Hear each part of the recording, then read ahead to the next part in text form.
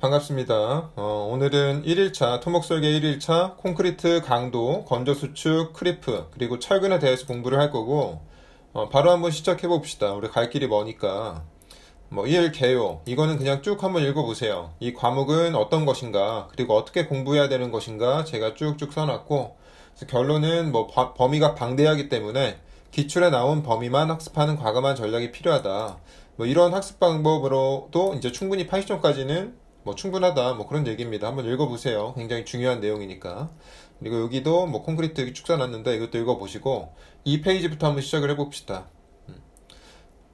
우리가 처음 공부하는 학생들이 있을 수 있으니까 한번 아주 기초적인 것부터 시작을 해볼게요.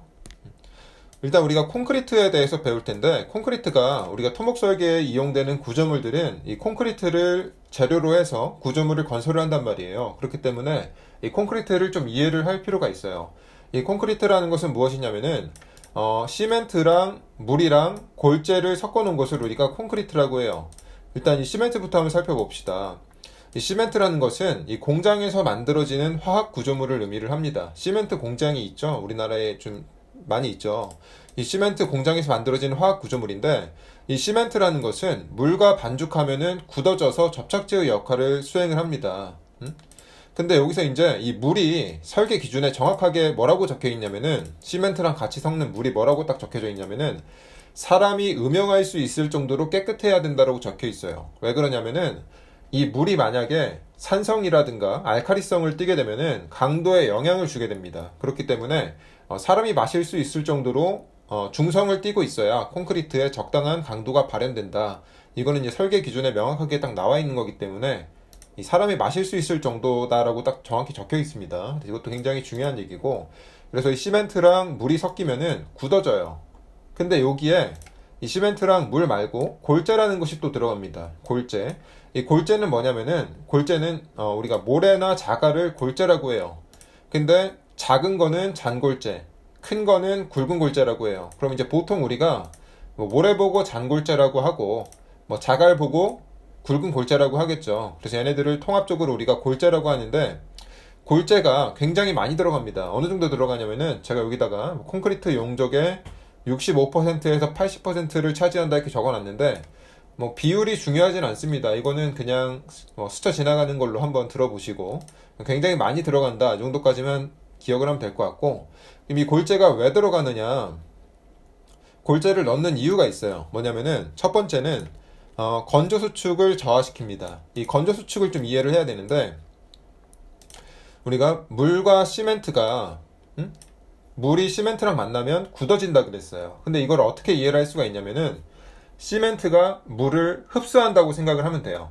사실 근데 흡수한다는 것은 좋은 표현은 아닙니다. 얘네가 이제 화학적 결합을 하는 거기 때문에 흡수한다는 것은 사실 좋은 표현은 아닌데, 이제 음결 경화를 좀 이따 설명을 할 건데, 일단은 우리가 흡수한다고 설명을 할게요. 시멘트가 물을 흡수를 해요. 그러면은 시멘트가 물을 흡수하는 과정에서 물을 빨아들이니까 얘가 물의 부피만큼 수축을 하기 시작해요. 그걸 보고 우리가 이제 건조 수축이라고 표현을 합니다. 시멘트가 물을 빨아들였을 때 부피가 줄어드는 것을 보고 건조 수축이라고 해요. 근데 골재는 물을 빨아들이지 않는단 말이에요.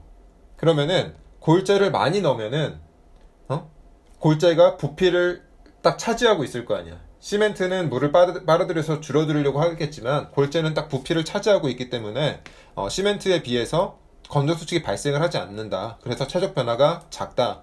이렇게 이해를 하면 될 것 같아요. 그렇기 때문에 건조 수축을 저하시키기 위해서 골재를 넣는다. 이렇게 일단 첫 번째로 이해를 하면 될 것 같고, 두 번째는 경제성이 향상됩니다. 이거는 무슨 얘기냐면은 시멘트가 보통 시멘트 가격이 보통 40kg에 4,000원에서 5,000원 정도 합니다. 굉장히 싸죠. 보통 시세가 그래요. 요즘엔 좀 많이 올랐는데, 근데 골재는 더 싸요. 내가 골재가 뭐라 그랬냐면은, 골재는 모래 아니면 자갈이라 그랬죠. 모래는 어디서 가져오냐면은 해수욕장에서 퍼옵니다. 물론 이제 계약을 하고 퍼오겠지. 근데 이제 또 퍼오면서 주민들과 마찰도 있긴 하는데 거기까지는 우리가 알 필요가 없고, 모래는 해수욕장에서 퍼옵니다. 계약을 통해서. 그리고 자갈 같은 경우는 산을 깎아서 가져오기도 하고 암석을 부셔서 만들기도 해요. 자갈은. 그렇기 때문에 이 골재라는 것은 모래, 자갈 이런 것들은 사실상 운반비밖에 들지가 않아요. 그래서 이 시멘트가 굉장히 싸요. 근데 골재랑 비교를 하면은 비교적 비쌉니다. 시멘트가. 골재는 거의 뭐 가져오면 돼. 그냥 갖다가 퍼 나르기만 하면 돼. 그래서 비교적 비싼 시멘트의 부피를 대신 차지한다. 그렇기 때문에 경제성이 향상된다. 이렇게 이해를 할 수가 있습니다. 그리고 세 번째는 마모 저항성 향상이라고 했는데, 이건 무슨 얘기냐면은 이 시멘트 분말이 굉장히 가늘어요. 그걸 우리가 이제 미분말 형태라고 표현을 하는데, 이 콘크리트가 굳었을 때 이 시멘트 표면은 마찰을 하게 되면은 이 미분말이 굉장히 이렇게 가루처럼 떨어져 나가요. 잘 떨어져 나가요. 근데 이 골재가 콘크리트 표면에 이렇게 노출이 되면은 이 골재는 이렇게 마찰이 생긴다고 해서 떨어져 나가지가 않는단 말이에요. 시멘트 분말은 떨어져 나가지만 골재는 떨어져 나가지가 않아요. 그렇기 때문에 이 골재가 콘크리트 표면에 노출될 경우에 마모 저항성이 굉장히 커집니다. 그래서 마모 저항성이 향상된다. 이해를 하면 될 것 같고, 그 네 번째는 보강제 역할을 한다.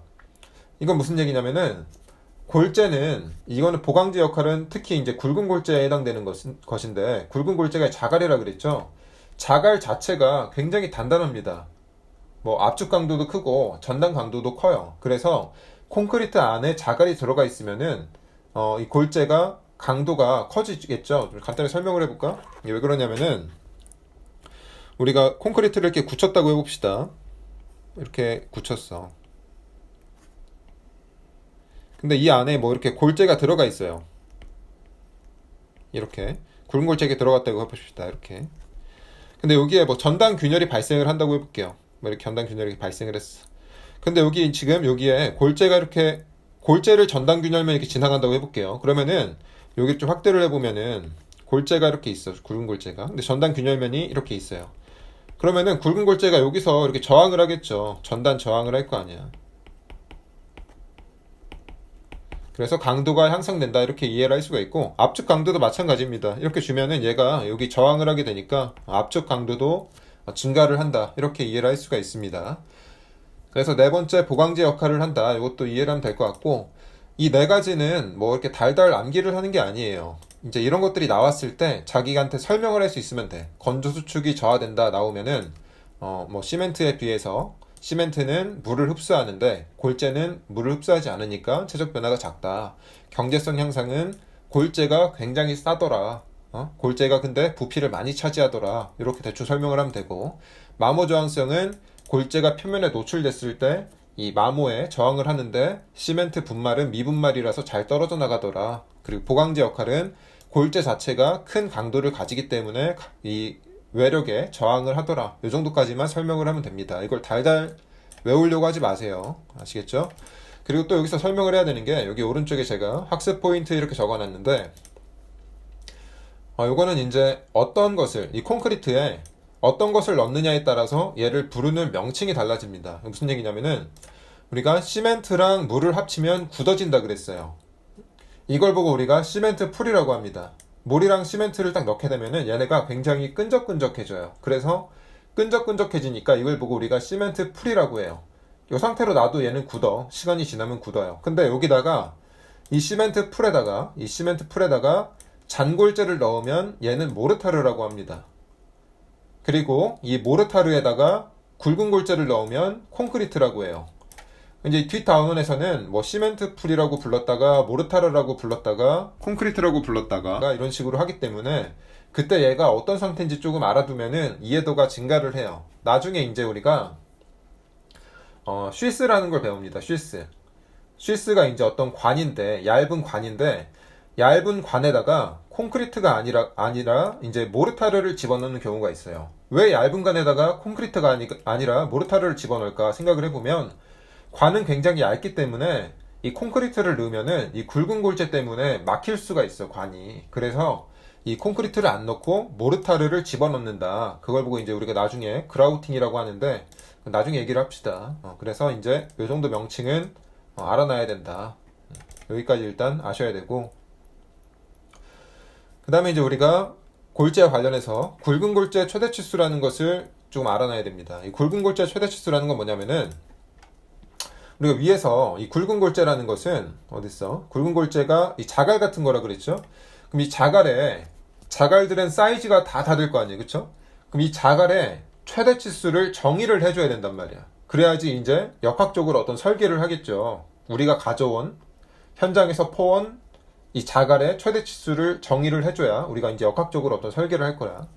그래서 이제 굵은 골재 최대 치수를 정의를 해야 되는데 어떻게 정의를 하냐면은 질량으로 90% 이상 통과시키는 채 중에서 최소 치수의 구멍 크기다 이렇게 표현을 했습니다. 요건 조금 설명을 할게요. 우리가 이렇게 채가 있다고 해봅시다. 채는 이제 여기에 뭐 이렇게 가늘한 이렇게 구멍이 있겠죠. 이렇게 뭐 굉장히 이렇게 가로 세로로 이렇게 철근이라고 하긴 좀 그렇고 이런 것들이 있겠죠. 그럼 여기에 이제 우리가 굵은 골재를 이렇게 집어넣어요. 그러면은 여기 채의 직경이 있을 거 아니야. 여기가 굉장히 좀 크게 표현을 하자면은 이렇게 있겠죠.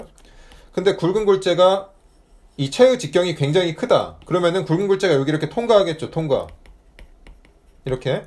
그러면은 이 채의 직경이 굉장히 크면은 굵은 골재가 100% 통과를 할 거란 말이에요. 그쵸? 근데 이 채의 직경이 점점 작아지면 작아질수록 굵은 골재의 통과율은 점점 작아질 거란 말이에요. 그쵸? 그러면은 얘가 채의 직경이 작아지다가 보면은 얘가 100%에서 통과율이 점점 작아져서 90%가 될 때가 있을 거 아니에요. 그쵸? 그때의 채의 직경을 굵은 골재 최대 치수라고 정의를 합니다. 근데 정의가 뭐냐면 90% 이상 통과시키는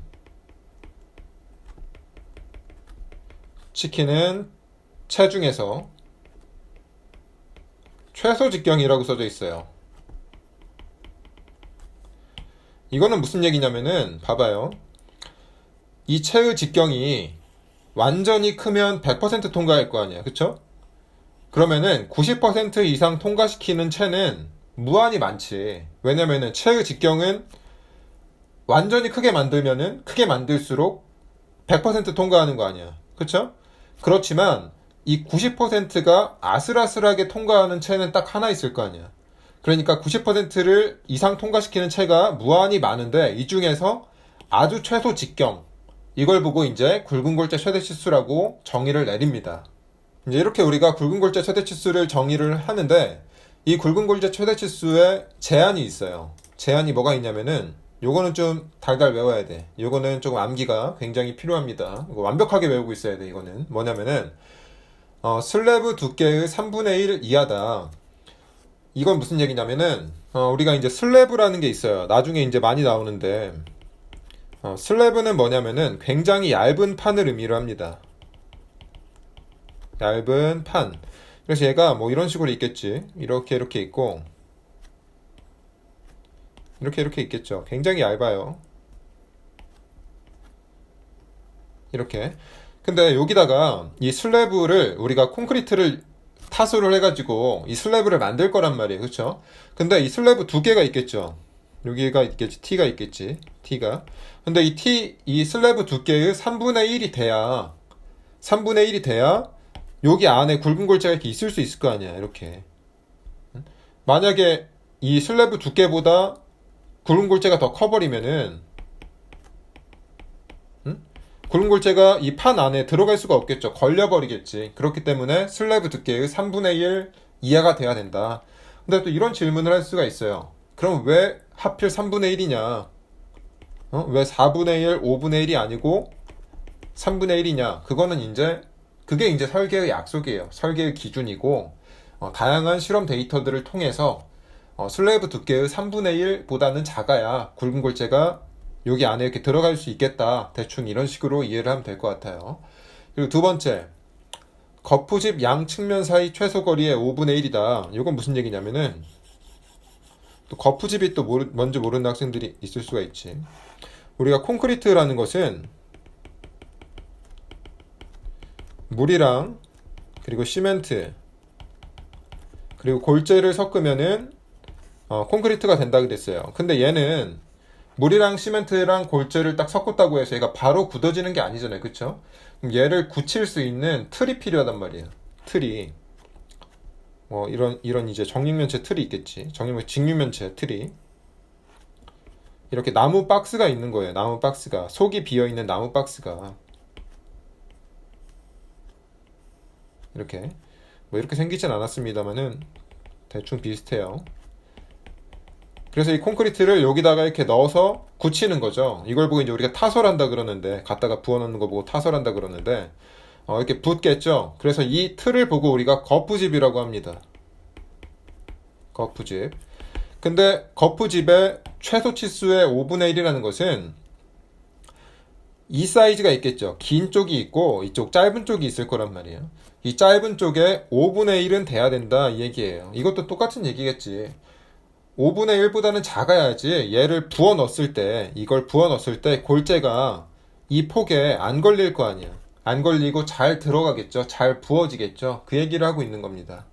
그리고 개별철근, 다발철근, 긴장재 또는 덕트 사이 최소 간격의 4분의 3이라고 나와 있는데 이것도 같은 맥락입니다. 개별철근이라는 건 뭐냐면은 그냥 철근이에요. 철근. 철근이 이렇게 있겠죠. 철근이 하나가 있고 이거 보고 그냥 하나 철근 보고 개별철근이라고 하는 거예요. 이 개별철근 사이가 이 개별철근의 간격이 있겠죠. 이 간격의 4분의 3이 돼야 된다. 굵은 골재 최대 치수가 이 간격의 4분의 3이 돼야지 여기 안에 굵은 골재가 이렇게 들어갈 거 아니야. 이것도 같은 얘기고, 다발철근은 뭐냐면은 개별철근을 하나로 묶어놓은 철근을 다발철근이라고 합니다. 다발철근은 좀 알아놔야지 용어를. 이렇게 앞에서 보게 되면은 여기 안에 이렇게 철근들이 이렇게 들어가 있어요. 이렇게 너무 많이 그리면 안 되는데, 왜 많이 그리면 안 되냐면은 4개를 넘으면 안 된다고 규정이 적혀 있어요. 최대 4개야. 3개만 그릴게요. 이렇게 4개 이하입니다. 이것도 나와요. 나중에 외워야 돼. 이게 개별철근, 이거는 다발철근. 굉장히 중요해. 개별철근 4개 이하. 이것도 같이 알아둡시다. 나중에 뒤에 써놓긴 했는데 이 얘기고, 당연히 개별철근 4분의 3도 맞지만 다발철근 4분의 3도 맞겠죠. 그리고 여기 또 긴장재라는 단어가 나오네. 긴장재. 긴장재는 뭐냐면은 철근은 철근인데 인장을 받고 있는 철근을 의미를 해요. 인장력을 받고 있는 긴장 상태인, 다 그냥 철근 사이가 4분의 3이 돼야 된다. 개별철근, 다발철근, 긴장재 이렇게 말을 하는 거고, 그리고 덕트, 긴장재 또는 덕트 사이 최소 순간격의 4분의 3이다. 이것 좀 설명을 할게요. 나중에 어차피 공부를 해야 되니까. 덕트라는 걸 좀 알아야 돼. 덕트. 덕트는 콘크리트에 파놓은 구멍을 의미를 합니다. 파놨다는 표현이 좀 좋지는 않은데, 콘크리트에 생긴 구멍? 콘크리트에 파놓은,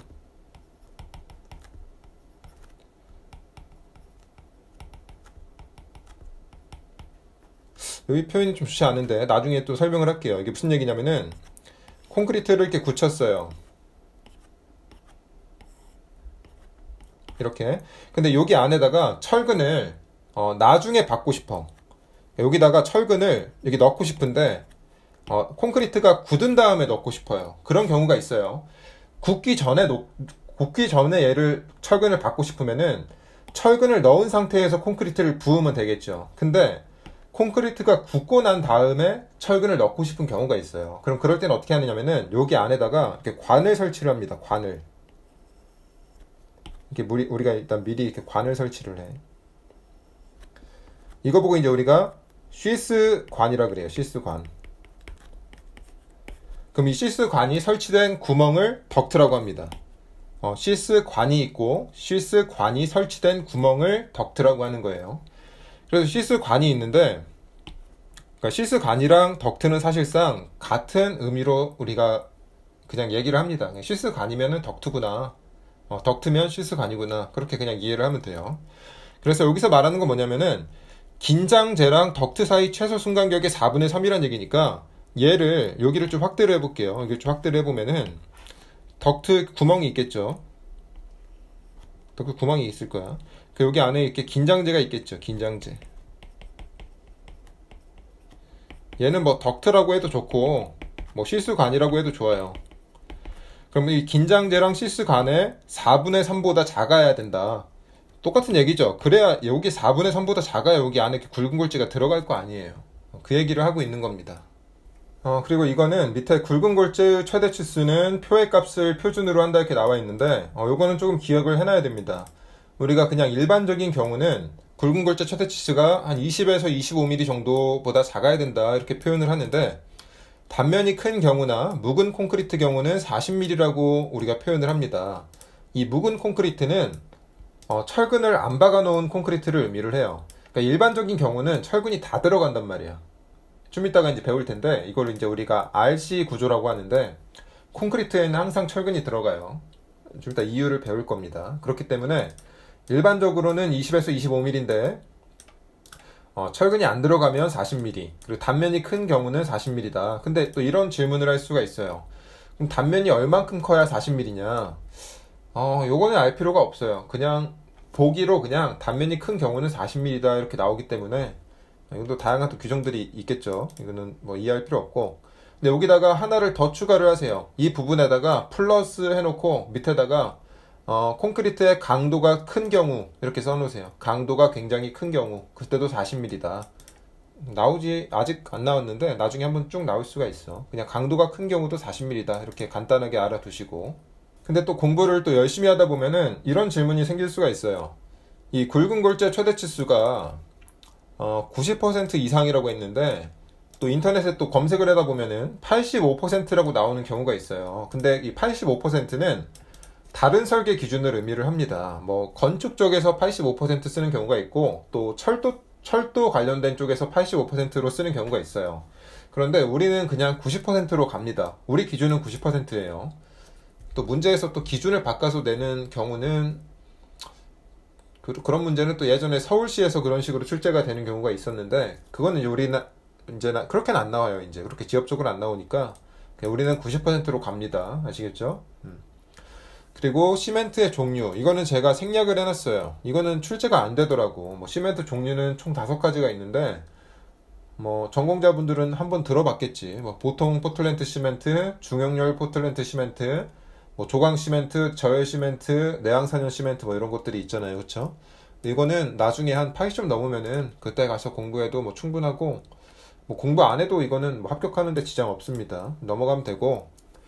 3번 시멘트의 성질, 요건 좀 알아놔야 돼요. 아까 위에서 물과 시멘트가 결합되면은 굳는다 그랬죠. 그런 걸 보고 이제 우리가 물과 시멘트가 같이 이제 어떤 반응을 하는 걸 보고 수화 반응이라고 합니다. 물과 시멘트가 어떤 화합적 반응을 하는 걸 보고 수화 반응이라고 하는데 이 수화 반응이 응결과 경화로 분류가 돼요. 그러니까 응결, 경화는 세트예요. 이 수화 반응이 무엇인가 하면은 수화 반응 안에 응결과 경화가 들어가는 거야. 근데 이 수화 반응을 하게 되면은 필연적으로 이 수화열이 발생을 합니다. 이거 왜 그런지는 이건 알 필요가 없어요. 이거는 이제 화학적인 얘기니까 수화 반응을 하면 수화열이 발생을 합니다. 그리고 이때 응결과 경화가 동시에 발생을 한다. 근데 이 응결이라는 건 뭐냐면은 아까도 대충 설명을 했지만 이 시멘트가 물을 빨아들인다고 생각을 하면 돼요. 그 빨아들이게 되면은 이게 이제 겔의 농도가 짙어진다고 하는데 이 시멘트 풀의 농도가 굉장히 짙어져요. 그러면서 끈적끈적해지지. 잘 안 흐르게 되지. 물은 원래 흐르는데 물이 이제 점점 끈적끈적해지니까 마치 진흙과 같은 형태가 돼가지고 유동성과 점성을 상실하는 현상을 의미합니다. 근데 이렇게 응결이 되면서 유동성과 점성을 상실함과 동시에 굳기 시작해요. 굳으면서 강도가 증가를 합니다. 그걸 보고 우리가 경화라고 해요. 그러니까 응결은 얘는 점점 이제 유동성을 상실하는 과정인 것이고 경화는 굳어서 강도가 발현되는 것이다. 이 정도는 우리가 구별을 할 줄 알아야 됩니다. 이것도 가끔 물어봐요. 아시겠죠? 그리고 또 중요한 것은 이 수화 반응이 정상적으로 작동을 하려면, 정상적으로 반응을 하려면 여기 보면은 시멘트 중량의 25% 정도 물이 필요합니다. 이제 나중에 이제 우리가 물 시멘트 비라고 표현을 하는데 물이 시멘트 중량의 25% 정도가 들어가야 되는데 25%만 늦게 되면은 문제가 뭐냐면은 우리가 아까 이 콘크리트를 타설한다 그랬죠. 거푸집에다가 콘크리트를 부어야 돼요. 근데 25%만 넣으면은 얘가 부어지지가 않아요. 굉장히 진흙과 같은 상태이기 때문에 콘크리트를 거푸집에 부어 넣을 수가 없어. 그렇기 때문에 보통은 유동성 확보를 위해서 40% 이상으로 한다. 뭐 이 정도는 알고 있어야지 이제 우리가 이 콘크리트를 이해하는데 편리합니다. 이 정도까지는 같이 알아두시고 3페이지로 넘어가서 콘크리트와 철근의 특징을 좀 알아둘 필요가 있습니다. 좀 간단하게 좀 정리를 해놨는데 콘크리트부터 한번 봅시다. 콘크리트는 시멘트랑 물이랑 골재를 섞어놨다. 그리고 품질이 일정하지 않다. 이건 왜 그러냐면은 이 시멘트, 물, 골재를 섞었죠. 그럼 이거는 이제 섞어서 가져와가지고 현장에다가 부을 거 아니야. 현장에서 굳혀야 되니까. 그럼 현장에서 굳힐 때 품질이 일정할 수가 없어요. 왜 일정할 수가 없냐면은 현장의 온도는 계속 변해요. 습도도 계속 변해. 뭐 이런 외부적인 영향을 받기 때문에 품질이 일정하지 않습니다. 그리고 이 시멘트랑 물이랑 골재가 섞였을 때 얘네가 잘 안 섞일 수가 있어요. 부분적으로 이렇게 뭉칠 수가 있고 우리가 그거 보고 이제 재료의 분리가 일어난다 이런 식으로 표현을 하는데 그렇기 때문에 품질이 일정하지 않습니다. 그래서 탄성계수와 강도 예상이 어렵다. 뭐 대충 이렇게 알아두시면 될 것 같고 이건 외우는 게 아니고 이해하는 겁니다. 그리고 콘크리트는 비균질, 비탄성이다. 이거는 제가 좀 위에다 써놨어요. 그러니까 비균질이라는 것은 균질하다는 것은 무엇이냐면은 어떤 물체 안에서 모든 지점에서 성질이 같아야 돼요. 근데 아까 위에서도 설명을 했지만 얘네가 잘 섞이질 않아요. 부분적으로 뭉쳐 있을 수가 있어. 그렇기 때문에 비균질합니다. 모든 지점에서 성질이 같질 않아요. 뭉쳐 있는 지점 때문에. 그리고 비탄성적이다. 이거는 그냥 비탄성적이다라고 하고 넘어갑시다. 이거랑 비교해가지고 철근은 탄성적이고 콘크리트는 비탄성적이다. 이렇게 하면 될 것 같은데 매우 낮은 능력 하에서는 탄성체로 간주를 할 수가 있습니다. 이거는 사실 콘크리트에만 국한되는 것이 아니고 이 세상에 있는 모든 물체가 다 그래요. 매우 낮은 능력 하에서는 이 세상에 있는 모든 물체가 다 탄성체로 간주를 할 수가 있어요. 심지어는 유리 같은 물체도 굉장히 낮은 능력에서는 탄성체로 간주를 할 수가 있습니다. 그래서 이거는 공통적으로 해당되는 건데 이거는 왜 써놨냐, 나중에 이제 우리가 허용응력 설계법이라는 걸 배울 때 이게 굉장히 중요한 의미를 갖게 됩니다. 그래서 이것도 지금 기억해 두세요. 그리고 압축 강도는 크지만 인장 강도는 매우 낮다. 굉장히 중요합니다. 별표 치세요. 이게 문제예요. 이게 압축 강도는 굉장히 큰데 인장 강도가 낮아요. 이게 왜 문제가 되냐면은 우리가 건물이라는 것은 항상 압축만 받는 것은 아닙니다. 인장도 받을 수가 있어요. 힘을 받으면 인장을 받잖아. 응용력학 시간에서 배웠죠. 이 콘크리트 재료는 굉장히 저렴해요. 그래서 이제 우리가 이거를 재료로 이용을 하는 건데 이 압축 강도에 비해서 인장 강도가 매우 낮기 때문에 이걸 보강하려고 철근을 넣는 거야. 여기 옆에 보면은 좀 이따 설명을 할 건데 이 철근은 압축 강도랑 인장 강도가 거의 동일합니다. 그래서 이 콘크리트의 이런 이제 취약점을 보강하기 위해서 철근을 넣는다. 이렇게 이해를 하면 되고요. 그리고 4번 파괴 발생까지 요구되는 변형이 작은 취성 재료이다.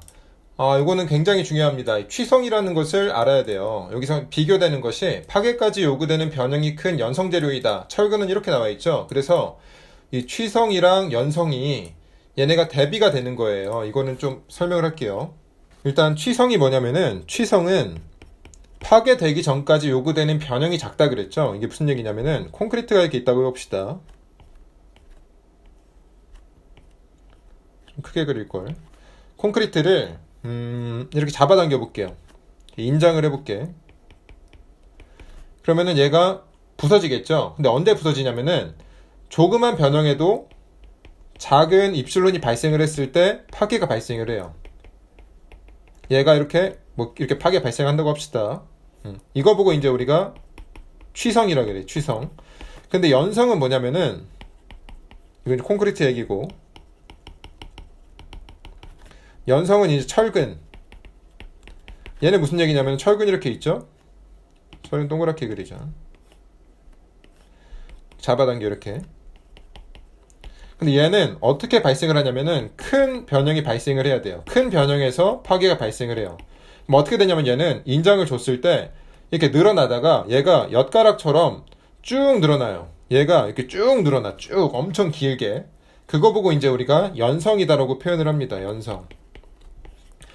이거는 굉장히 중요해. 취성이랑 연성이 무엇인가에 대해서 얘네가 이렇게 비교가 된다는 것에 대해서는 이제 앞으로 취성 파괴라는 것을 방지해야 된다라고 끊임없이 설명을 할 겁니다. 이게 발생을 하면 안 돼요. 취성이 발생을 하면 안 돼. 이거 간단하게 설명을 할게. 이거 좀 알아야 돼. 연성 파괴가 있고 취성 파괴가 있어요. 근데 취성 파괴가 발생을 하면 안 돼요. 왜 안 되느냐? 이 토목 설계 구조에 대해서 좀 이해를 해봅시다. 토목 설계 구조물.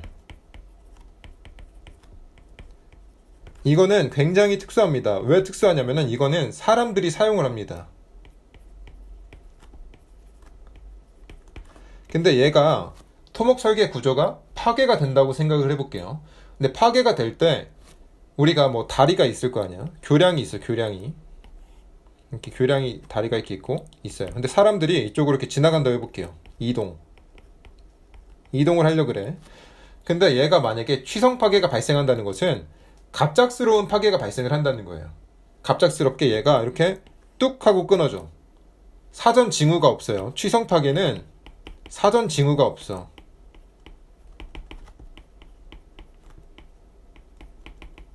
사전 징후.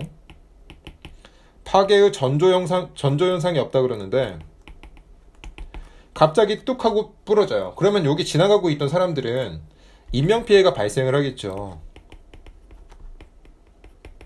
이거는 발생하면 안 되는 일입니다. 절대로. 토목 설계 구조가 무너지는 한이 있더라도 사람은 다치면 안 되는 거야. 그렇기 때문에 취성 파괴 발생을 하면 안 돼. 근데 연성 파괴는 무엇이냐? 연성 파괴는 이거랑 좀 달라요. 연성 파괴는 부서지기 한참 전부터 여기가 이렇게 축 처져 있어. 축 처져. 그리고 시간이 지날수록 점점 처져요. 아직 안 부서졌어. 변형이 많이 발생을 해야 부서져요, 얘는. 그러면 사람이 여기서 이동을 하려다가 갑자기 저기서 보니까 다리가 이렇게 밑으로 처지고 있어요. 그럼 안 건너겠죠. 외관상으로 굉장히 위험해 보니까. 그렇기 때문에 우리는 취성 파괴가 아니라 사전 징후가 있는 연성 파괴를 유도해야 된다. 이런 게 이제 나중에 또 개념으로 나오기 때문에 이 연성과 취성에 대한 이해가 필요합니다. 다시 철근으로 돌아와서 철근은 단일 재료로 품질이 일정하다 이렇게 나와 있는데 이거는 왜 그러냐면은 철근은 이 회사에서 만들어지죠. 공장에서 만들어져요. 그렇기 때문에 공장에서 굉장히 이렇게 딱 품질이 정형화돼서 나옵니다. 딱 굉장히 이제 거기서는 정해진 이제 규정에 대해서 딱딱 만들어지기 때문에 단일 재료고 품질이 일정하다. 그래서 탄성 계수와 강도가 일정하다. 얘는 공장에서 만들어지고 얘는 이제 현장에서 타설되기 때문에 그런 차이가 발생을 합니다. 뭐 균질 탄성 재료이다. 이거는 뭐 철근은 당연한 얘기고 이것도 아까 얘기했고 이것도 얘기했고. 그래서 이거는 조금 특징을 알아둘 필요가 있습니다. 좀 중요했던 것은 이게 굉장히 중요하고 압축 강도는 크지만 인장 강도는 매우 낮다. 그리고 파괴 발생까지 요구되는 변형이 작은 취성 재료이다. 연성 재료이다. 이 정도까지는 반드시 알아둬야 됩니다. 그리고 이제 콘크리트 강도로 좀 넘어가 봅시다. 이 콘크리트 강도를 이해를 하려면은 먼저 이 공시체에 대한 얘기가 있어야 돼요. 이 공시체가 뭐냐면은 우리가 이렇게 이해를 해봅시다. 굉장히 중요한데 이 콘크리트라는 것은 물과 시멘트 그리고 골재로 구성된다 그랬어요. 그쵸? 근데 지금 이 강의를 듣는 학생이랑 저랑 콘크리트를 만든다고 해볼게요. 그래서 똑같이 섞었어. 물 얼마, 시멘트 얼마, 그리고 골재 얼마 이렇게 똑같이 섞었어요. 그래서 이제 따로 굳혔어. 나는 나대로 굳히고 이 강의 듣는 학생은 강의 듣는 학생대로 굳혔어요. 그리고 나서 이제 나중에 둘이 얘기를 하는 거야. 굳혔더니 강도가 얼마냐 이런 논의를 했어요. 근데 나는 30메가파스칼이래. 근데 학생은 28메가파스칼이래. 이러면 안 되죠. 왜 이런 차이가 발생을 하냐면은 둘이서 이거를 어떤 형태로 굳힐지 약속을 안 했기 때문이에요. 나는 원주형으로 굳힐 수도 있고, 그러니까 원기둥 형상으로 굳힐 수가 있고, 학생은 정육면체 형상으로 굳힐 수도 있단 말이에요. 그렇죠? 그러면은 이런 형상에서 이 사이즈 이펙트 이런 것들이 발생을 하기 때문에 이 구조적으로 안정성이 다르기 때문에 이 강도가 달라요. 그렇기 때문에 동일한 형태로 만들어서 재료 실험을 해야 됩니다. 이 동일한 형태라는 것은 딱 정해져 있어. 그거 보고 이제 우리가 공시체라고 하는 거예요. 그럼 우리나라의 공시체 표준은 어떻게 되어 있느냐? 우리나라의 표준형 공시체는 일단 원주형으로 되어 있어요. 굉장히 중요합니다, 이 부분. 원주형은 원기둥 형태를 의미를 해요. 근데 여기에 파이 150 곱하기 300 이렇게 표현을 하게 되는데 이 파이 150이라는 것은 지름이 150이라는 거예요. 그리고 높이가 300인 원기둥 형태로 만들어야 된다는 얘기예요. 됐죠?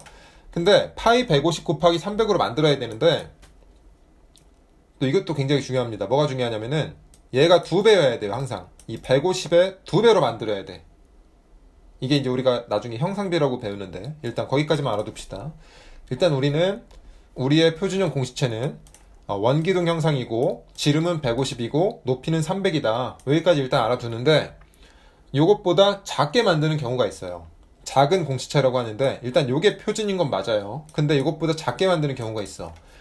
왜 작게 만드냐면은 이거를 하나만 만드는 게 아니에요. 공시체를 우리가 어떤 재료 실험을 한다 그러면은 보통 10개를 만들어야 돼.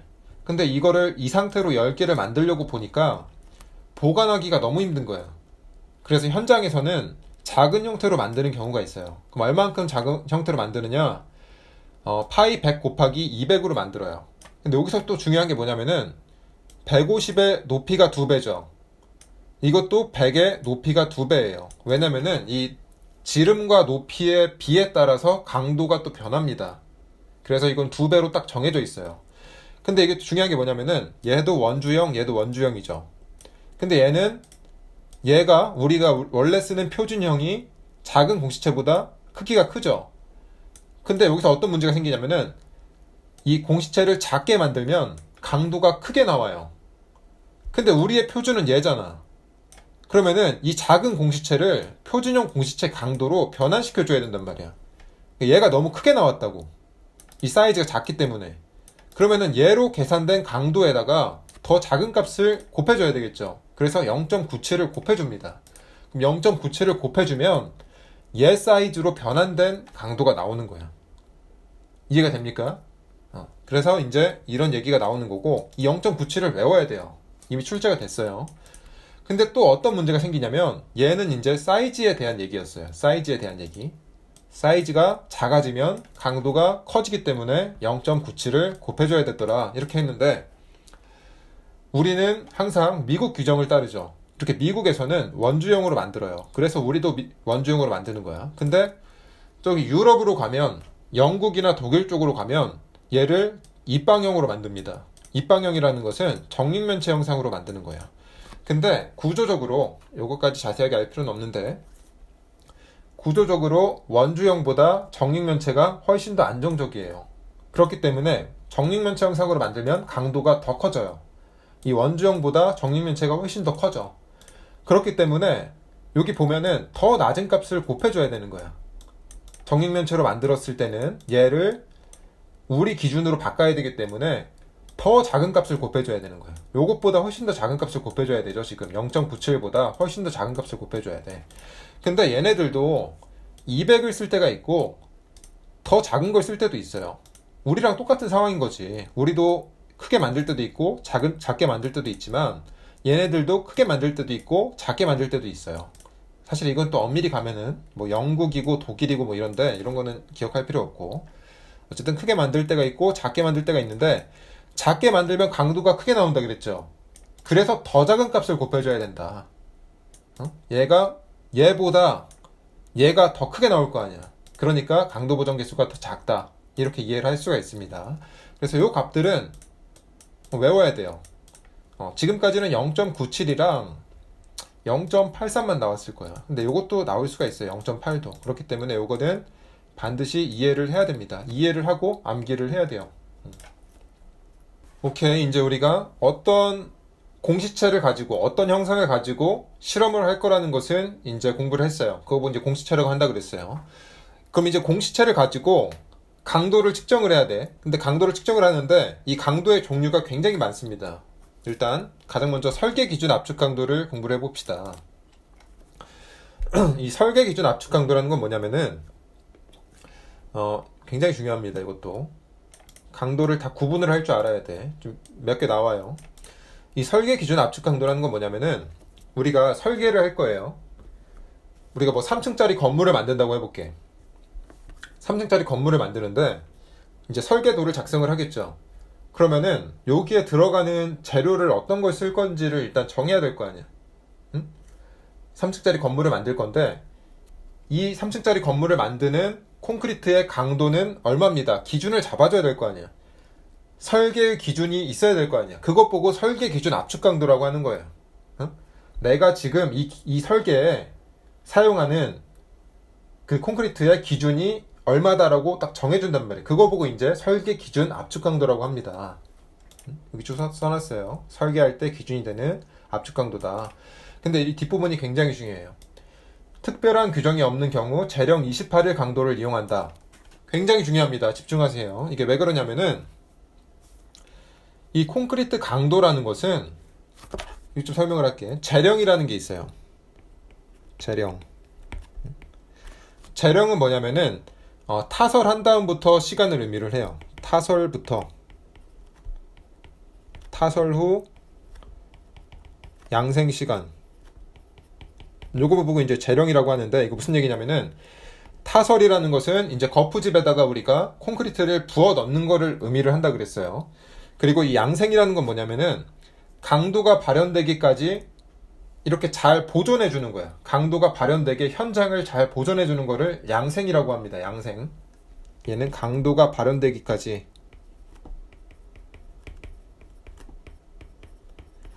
뭐 현장 보존 이렇게 이해를 합시다. 그 과정이야. 강도를 발현시키는 과정. 양생을 시킨다고 하는데. 그래서 콘크리트를 부어놓고 양생하는, 강도가 발현되기까지 현장을 이렇게 양생하는 그 시간을 재령이라고 합니다. 재령. 근데 이 재령은 어떤 특징이 있냐면은 재령이 증가를 하면 강도가 증가를 해요. 이거는 단어가 복잡해서 그렇지 간단하게 설명을 하면은 굳으면 강도가 증가한다는 얘기야.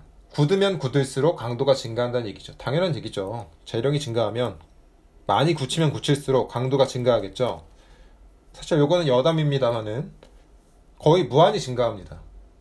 이게 어떤 식으로 되냐면은 재령이 있죠. 이렇게 재령이 있고 강도가 있는데 보통 이런 식으로 가요. 이런 식으로. 그래서 사실상 거의 뭐 무한히 수렴하기 때문에 무한히 커진다 이렇게 설명을 할 수도 있고 어떤 값에 수렴한다 이렇게 설명을 할 수도 있어요. 그래서 재령이 커지면 강도가 무한히 커지는데 왜 재령 28일 강도를 이용을 할까? 너무 중요해요. 이건 왜 하필 재령 28일일까? 이건 이유가 있어요. 왜 이유가 있냐면은 현장에서 우리가 이렇게 양생을 하게 되는데 현장 조건은 굉장히 척박해요. 굉장히 척박해. 그래서 우리가 원하는 강도가 안 나올 수가 있어요. 우리가 기대하는 강도보다 작게 나올 수가 있어. 그렇기 때문에 여기 맥시멈이 나오리라고 기대가 안 돼요. 맥시멈을 기준으로 잡을 수가 없어. 그렇기 때문에 더 작은 28일 강도를 이용하자라는 게 이 설계의 기준이에요. 아시겠죠? 그래서 설계 기준 압축 강도는 별도의 규정이 없더라도 28일 강도를 이용한다라는 것이 이 토목 설계에서 어떤 약속입니다. 아시겠죠? 그 다음에 평균 강도. 평균 강도는 뭐 FCU 이렇게 표현을 하는데 이 아래 첨자를 다 기억해야 됩니다. 설계 기준 압축 강도는 FCK, 평균 강도는 FCU 이렇게 나왔는데 그게 말 그대로 그냥 평균 강도예요. 이거는 뭐 그냥 쭉 읽으면 되고 근데 이 평균 강도를 계산하는 방법이 좀 특이해. 이게 어떻게 계산하냐면은 설계 기준 압축 강도를 이용해서 이 평균 강도를 계산을 합니다. 평균 강도는 설계 기준 압축 강도에다가 델타 F를 더해요. 그러니까 FCK가 있고 그리고 델타 F가 이렇게 있어요. 그러니까 요거에다가 이 범위일 때 요걸 더해줘야 된다는 거예요. 그러니까 40메가파스칼 이하일 때는 4메가파스칼을 더하고 얘가 40보다 작을 때는 4를 더하고 얘가 60보다 클 때는 6을 더해요. 그럼 40에서 60 사이일 때는 어떻게 하느냐? 직선 보관을 한다고 되어 있는데 뭐 직선 보관이라고 하면은 너무 복잡하니까 그렇게 하지 말고 0.1 FCK를 더합니다. 무슨 얘기냐면은 얘가 만약에 얘가 44야. 44 얘가 FCK가 44다. 그럼 얘는 0.1을 곱해서 4.4를 더해주면 돼요. 얘가 만약에 50이다. 그럼 0.1 곱해서 5를 더해주면 돼. 얘가 만약에 55다. 그럼 5.5.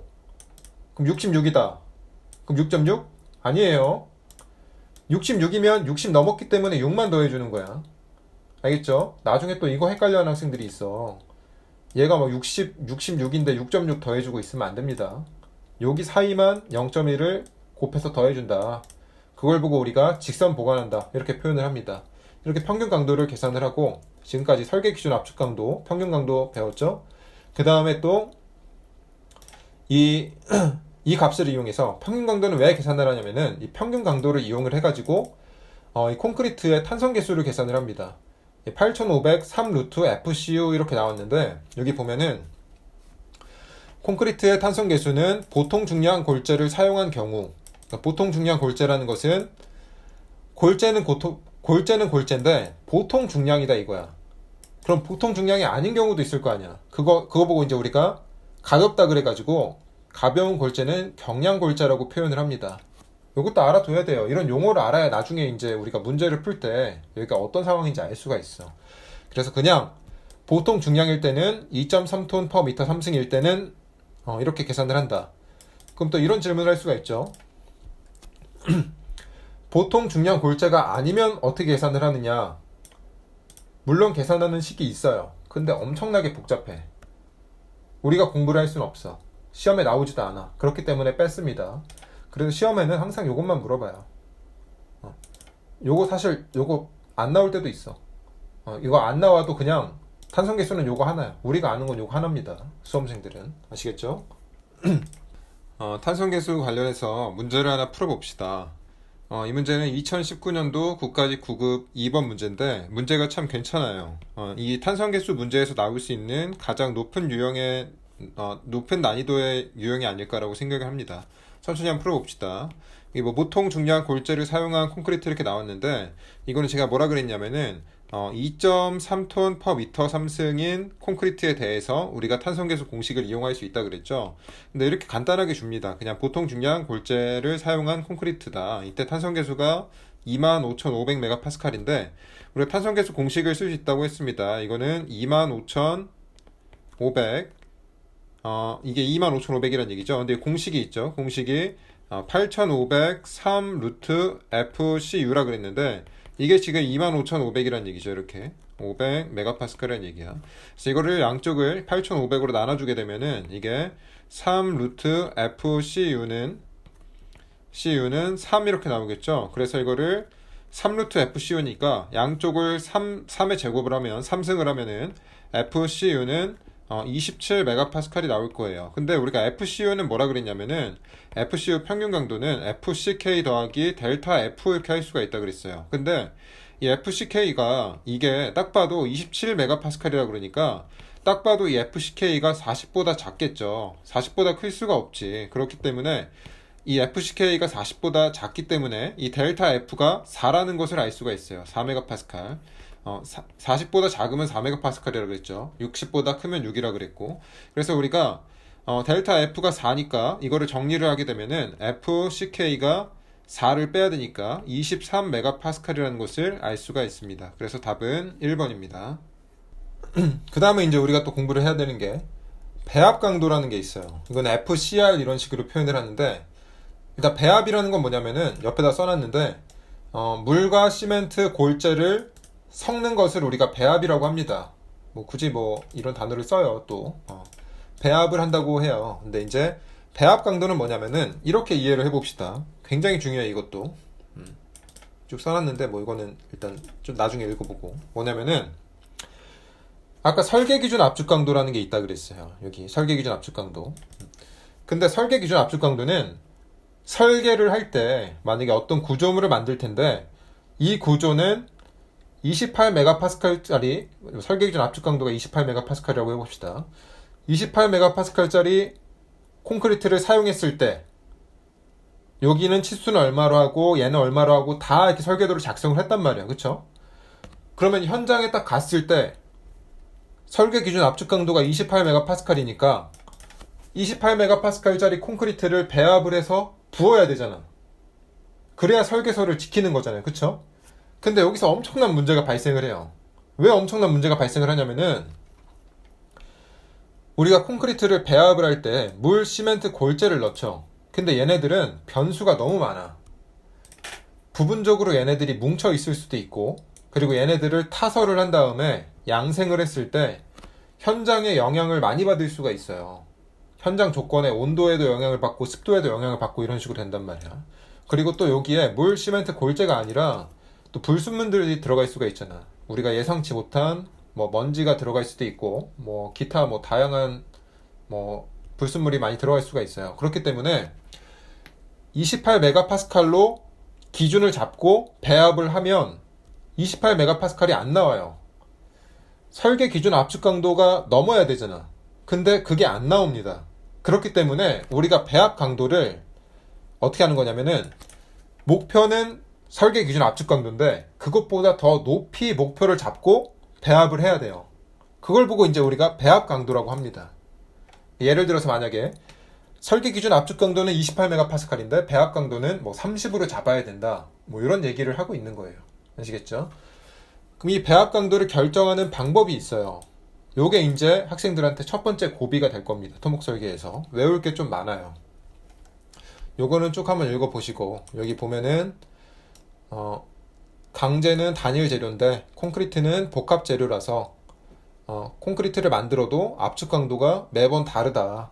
그래서 설계 기준 압축 강도를 만족시키려면은 목표 강도를 더 높게 해야 된다. 그게 배합 강도다. 이걸 설명을 한 거죠. 배합 강도는 어떻게 결정을 하느냐? 이거는 이제 밑에 좀 외워야 돼요. 외울 게 좀 있어. 이거는 이 실험 기록이 좀 미리 있는 경우가 있어요. 그러니까 실험 데이터들이 미리 이제 다양한 실험 데이터들이 있어요. 찾아보면 그때 30회 이상의 실험 기록이 있는 경우는 어떻게 하는 거냐면은 외워야 됩니다. 이건 달달 외워야 돼요. 첫 번째 고비인데 학생들한테 30회 이상의 실험 기록이 있는 경우, 이거는 이제 실험 데이터가 굉장히 많은 경우죠.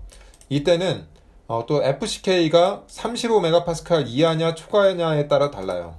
그럼 배합 강도를 어떻게 결정을 하냐면은 35메가파스칼 이하일 때는 FCK에다가 1.34S를 더합니다. 이 S가 표준 편차예요. 이거는 문제에서 주어집니다. 좀 이따 문제에서 한번 볼 텐데. 그리고 두 번째는 FCK의 3.5를 빼고 2.33S를 더해요. 그러면 이렇게 두 개를 계산했을 때 큰 값을 사용을 하면 됩니다. 배합 강도를. 그리고 35메가파스칼 초과했을 때는 이렇게 있어요. 요거는 방법이 없어요. 요거랑 요거는 반드시 외워야 돼. 근데 여기가 지금 얘네가 겹치죠? 이거는 공통이고, 그리고 밑에가 이렇게 있더라. 이거는 반드시 외워주셔야 됩니다. 그리고 두 번째로 15에서 29회 실험 기록이 있는 경우, 이것도 다 외워야 됩니다. 30회 이상인지 15에서 29회 이상인지 이것도 외워야 돼요. 이것도 이제 몇 회일 때 이렇게 나와요. 문제에서. 그러면 어떤 범주에 해당되는지 파악을 하고 들어가야 돼요. 항상 이렇게 외울 게 많은 건 아니니까 이런 것들은 조금 이제 단단하게 외워뒀으면 좋겠어요. 그럼 15에서 29회 실험 기록이 있는 경우는 어떻게 하느냐? 여기 써놨는데 30회 이상 시험 기록이 있는 경우에서 이용되는 시계, 그러니까 여기에 이런 시계 표준 편차 S값을 보정해서 계산한다. 그러니까 여기 뒤에 붙어있는 이 S가 보정된다는 얘기야. 그럼 어떻게 보정을 하느냐? 여기 옆에 써놨어요. 15에서 29의 보정 개수에 써놨는데 요거는 일단 외우지 마세요. 이거는 저는 외울 필요가 없다고 생각하는 사람이에요. 근데 이게 어떻게 문제로 나왔는지 좀 이따 확인을 할게요. 근데 이게 어떻게 쓰는 거냐면은 만약에 얘가 뭐 22회 실험을 했다고 해볼게. 그러면 여기 들어가는 거죠. 여기. 그러면 22회 들어갔으니까 여기 중에서도 여기 들어가는 거잖아. 20회 이상이니까. 그쵸? 그러면은 1.08을 써야겠네. 그쵸? 그럼 여기다가 1.34 곱하기 1.08S를 쓰겠다는 거지. 무슨 말인지 이해됩니까? 여기는 또 2.33 곱하기 1.08S를 쓰겠다는 거고 이런 식으로 보정을 하겠다는 건데 요거는 보통 외우라고 하지 않습니다. 물론 이제 암기력이 본인이 너무 좋다. 그럼 외우면 좋죠. 근데 이게 이런 식으로 다 외워서 쓰라는 식으로 문제가 출제가 되진 않아요. 좀 이따가 문제를 한번 볼게요. 그리고 14회 이하 또는 실험 기록이 없는 경우, 그러니까 실험 기록이 0회거나 아예 없거나 14회 이하일 때 어떻게 하느냐? 이거 다 외워야 돼요. FCK가 20일 이하일 때는 7 더하고 20일에서 35 사이일 때는 8.5 더하고 35 넘으면 1.1 FCK 더하기 5다. 이거는 어쩔 수가 없습니다. 그리고 나서 또 한 가지 방법이 있어요. 어떤 방법이 있냐면은 이 배합 강도를 결정하는 방법이 물, 시멘트, 비를 이용해서 계산하는 방법이 있어요. 이건 무슨 얘기냐면은 물과 시멘트의 비가 있겠죠. 그 비를 이용해서 계산하는 방법이 있는데 이거는 이제 아주 오래전에 이용됐던 방법이에요. 요즘에는 실험 데이터들이 너무 충분하기 때문에 이렇게 물, 시멘트, 비를 사용해서 하진 않아요. 근데 이제 문제를 출제하시는 분들이 조금 연세가 있으신 분들이나 굉장히 이제 교육에 굉장히 오래 계셨던 교수분들이 출제를 한다면 이런 것도 보기로 나올 수가 있습니다. 한번 나온 적도 있고 기사에서 많이 나와요. 근데 어떻게 계산하는지는 몰라도 되고 그냥 할 수 있더라 이렇게만 이해를 하면 될 것 같습니다. 배합 강도 관련해서도 문제를 한번 풀어봅시다. 이 문제를 보게 되면은 콘크리트 설계 기준 압축 강도가 주어졌고 일단 이것보다 가장 먼저 봐야 되는 것은 우리가 지금 배합 강도를 구하라고 했기 때문에 시험 횟수를 먼저 봐야 돼요. 시험 횟수가 지금 30회 이상이라고 했죠. 30회 이상일 때는 우리가 설계 기준 압축 강도가 35MPa보다 큰지 작은지에 따라서 이 식이 다르게 적용된다고 했습니다. 그런데 지금은 30MPa이니까 35MPa보다 작죠. 그러니까 우리가 FCK가 아니고 FCU가 배합 강도가 FCK 더하기 1.34S 공식에 넣던지 아니면은 두 번째 공식은 FCU는 FCK-3.5 그리고 더하기 2.33S에 넣으면 되겠죠. 그래서 이걸 정리를 하게 되면은 이게 FCK가 30이고 더하기 1.34에다가 지금 S가 여기 있죠. 3을 곱하면 되겠죠. 그래서 이걸 하게 되면은 3.4.0이니까 34.02가 나올 거고 그리고 밑에는 FCK가 30이죠. 30-3.5에다가 더하기 2.33 곱하기 3이니까 이거 정리를 하면 33.49가 나오겠죠. 근데 두 값 중에서 큰 걸 이용을 하라고 했기 때문에 34.0이겠죠. 그래서 답은 4번입니다. 이 문제도 한번 봅시다. 이 문제는 지금 배합 강도를 결정을 하라 그랬고 그리고 배합 강도를 결정하라 그랬을 때는 시험 횟수가 몇 회인지 먼저 보라고 했습니다. 일단 20회이기 때문에 15에서 29회 사이에 있죠. 그래서 이건 어떻게 한다 그랬냐면은 30회 이상일 때 식에다가 S의 보정계수를 곱한다 그랬어요. 이 식을 보게 되면은 이 뒷부분에 S의 이렇게 보정계수가 곱해진 것을 알 수가 있어요. 이렇게. 근데 일단 처음으로 우리가 일단 답으로 절대 고르면 안 되는 것들이 있어요. 뭐냐면은 이 보정계수가 똑같이 곱해져야 될 거 아니야. 그쵸? 그래서 여기를 보게 되면 똑같이 1이 곱해졌어요. 이렇게. 그래서 얘는 가능합니다. 근데 2번 같은 거 봅시다. 여기는 1이 곱해졌고 여기는 1.16이 곱해졌죠. 이거는 말이 안 되는 거예요. 이렇게. 그래서 2번 일단 안 되고 3번도 가능은 합니다. 이렇게. 그리고 4번도 안 되겠죠. 1이랑 1.08이니까. 그래서 제가 일단 보정계수 표를 외우지 말라 그랬기 때문에 그건 이제 나중에 이제 학습을 진행한 다음에 외우라고 했기 때문에 학생들이 만약에 이 표를 안 외우고 시험장에 들어갔다라고 한다면 일단 2번이랑 4번은 고르면 안 되는 거예요. 이거 절대로 고르면 안 되는 거예요. 찍어도 1번 아니면 3번에서 찍어야 되는 거예요. 그리고 일단 또 한 번 더 검증을 해야 되는 게 또 뭐가 있냐면은 이 설계 기준 압축 강도가 30MPa이죠. 그래서 35MPa보다 작기 때문에 우리가 식을 FCK 더하기 1.34S 쓰던가 FCK-3.5 더하기 2.33S를 쓰는지 이 두 개를 쓰는지부터 일단 확인을 해야 돼요. 근데 이 시험 같은 경우는 똑같이 잘 나와 있어요. 원래 여기서 일단 한 번 또 걸러줬어야 되는데 하나가 여기가 0.9 FCK로 들어가 있다거나 이런 식으로 나왔어야 되는데 이거는 지금 그렇게 나와 있지가 않아요. 근데 이거는 제가 일단 외우지 말라 그랬죠. 근데 이게 역사상 한 번 이렇게 출제가 된 적이 있어. 이 문제가. 그렇기 때문에 이런 문제, 한 문제 때문에 표를 외우기가 조금 부담스러울 수가 있다. 그래서 일단은 다른 학습을 다 마친 다음에 보정계수 값을 외우라고 한 겁니다. 그래서 이 문제 같은 경우는 지금 20회인데 20회는 보정계수를 1.08을 쓰게끔 되어 있습니다. 그래서 답은 3번인데 당장 이 문제는 외우지 않아도 좋습니다. 일단은 다른 걸 학습한 다음에 보정계수표를 외우도록 하자. 이 문제는 2015년도 국가직 9급 14번 문제입니다. 이 문제 같은 경우도 마찬가지로 이게 배합 강도를 구하라고 했는데 문제에서 보게 되면은 시험 횟수가 14회예요. 14회 이하 또는 시험 기록이 없는 경우에는 우리가 그냥 FCK 범위에 따라서 배합 강도를 이렇게 구하는 식이 있다 그랬죠. 근데 지금 FCK가 40MPa이기 때문에 35MPa를 초과합니다. 그래서 FCR 같은 경우는 FCR을 F1.1 FCK, 1.1 FCK 더하기 5 이렇게 계산을 하게끔 되어 있어요. 이 식은 반드시 외우라 그랬죠. 그럼 1.1 곱하기 40 플러스 5니까 이게 44 플러스 5겠죠. 그래서 49가 나옵니다. 그래서 답은 3번입니다. 지금까지 이제 압축 강도에 대해서 공부를 해봤는데 인장 강도도 조금 알아놔야 됩니다. 인장 강도는 실험 방법이 좀 달라요. 왜 다르냐면은 이것도 좀 얘기를 합시다. 우리가 그 응용력학에서 인장 강도를 어떻게 측정을 했냐면은 시편이 이렇게 있죠. 그러니까 철근이 이렇게 있어. 철근이 이렇게 있고 얘를 양쪽에서 이렇게 잡아당긴다고 했어요. 얘는 철근이야.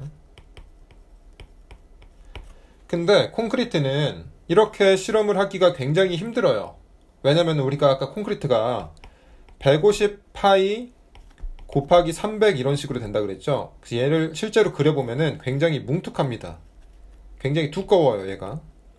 대충 뭐 이렇게 생겼겠지. 이렇게. 그래서 얘를 양쪽에서 잡고 당기기가 힘들어요. 그러니까 실험 자체가 힘들어. 그러니까 불가능한 것은 아닌데 뭐 특별한 그런 기계가 필요하고, 그래서 콘크리트에서는 이 방법이 좋지가 않습니다. 그래서 이제 우리가 어떤 방법을 쓰냐면은 이제 간접 인장을 하는 거죠. 얘는 이제 직접 인장이라고 하는데 직접 잡아당겼으니까 직접 인장이야. 근데 콘크리트는 이게 안 되더라. 불편하더라. 뭉툭해서. 그래서 우리가 얘는 어떻게 하냐면 두 가지 방법이 있습니다. 첫 번째는 이렇게 쪼개 인장 시험이라는 게 있어요. FSP라고 쓰는데 이 FSP 이게 중요합니다. 이 FSP를 보면은 얘가 쪼개 인장 강도구나. 그거 보고 이제 할열 인장 강도라고도 하는데 그런 방법이 있고, 그리고 FR 콘크리트 파괴계수 휨 인장 강도라는 게 있어요. 이제 요것 보고 이제 우리가 3등분점 하중법이라고도 하는데 이거는 그냥 알아두시고 이렇게 두 가지가 있는데, 이렇게 두 가지 방법에서 얘네들은 이제 우리가 얘네들은 직접 인장 시험이 아니니까 얘네들을 보고 간접 인장 시험이라고 합니다. 왜 간접 인장 시험이냐면은 인장력을 줘서 인장 강도를 측정하는 것이 아니기 때문에 간접적으로 인장 강도를 측정한다 그래가지고 간접 인장 강도라고 하는 거예요. 얘네들은 어떻게 실험을 하냐면은 밑에 이제 제가 또 적어놨는데 FSP는 P를 파이 DL의 절반으로 나눠줘야 돼요. 이게 무슨 얘기냐면은 여기 P를 주죠. 여기를 보세요. 왼쪽을. 여기를 보게 되면은 여기에 P를 하중을 준단 말이야. 근데 하중을 줬을 때 파이 DL의 절반으로 나눈다는 얘기는 이 건 면적 있잖아. 이 원주의 건 면적의 절반으로 이 P를 나누겠다는 거예요. 근데 여기서 이제 학생들이 어떤 착각을 하냐면은, 사실 요거까지는 알 필요는 없는데 또 학생들이 궁금해할 수 있으니까 설명을 해봅시다. 원주가 이렇게 있죠. 그리고 P를 이렇게 줍니다. 이렇게 P를 줬다고 해봅시다. 그럼 파이 DL은 어디냐면은 이 건면이 있을 거 아니에요. 건면의 절반으로 주는 건데, 얘를 앞에서 볼게요. 얘를 앞에서 보게 되면은 어디냐면은 파이 DL의 절반은 이쪽 절반이 이쪽 절반. 학생들이 이제 얘를 위아래로 누르니까 이쪽 절반이라고 생각하는 학생들이 있어. 뭐 이쪽이 됐든지 간에 상하의 절반면이라고 생각하는 학생들이 있는데, 이거는 이 왼쪽 절반면입니다. 왜 왼쪽 절반면이냐?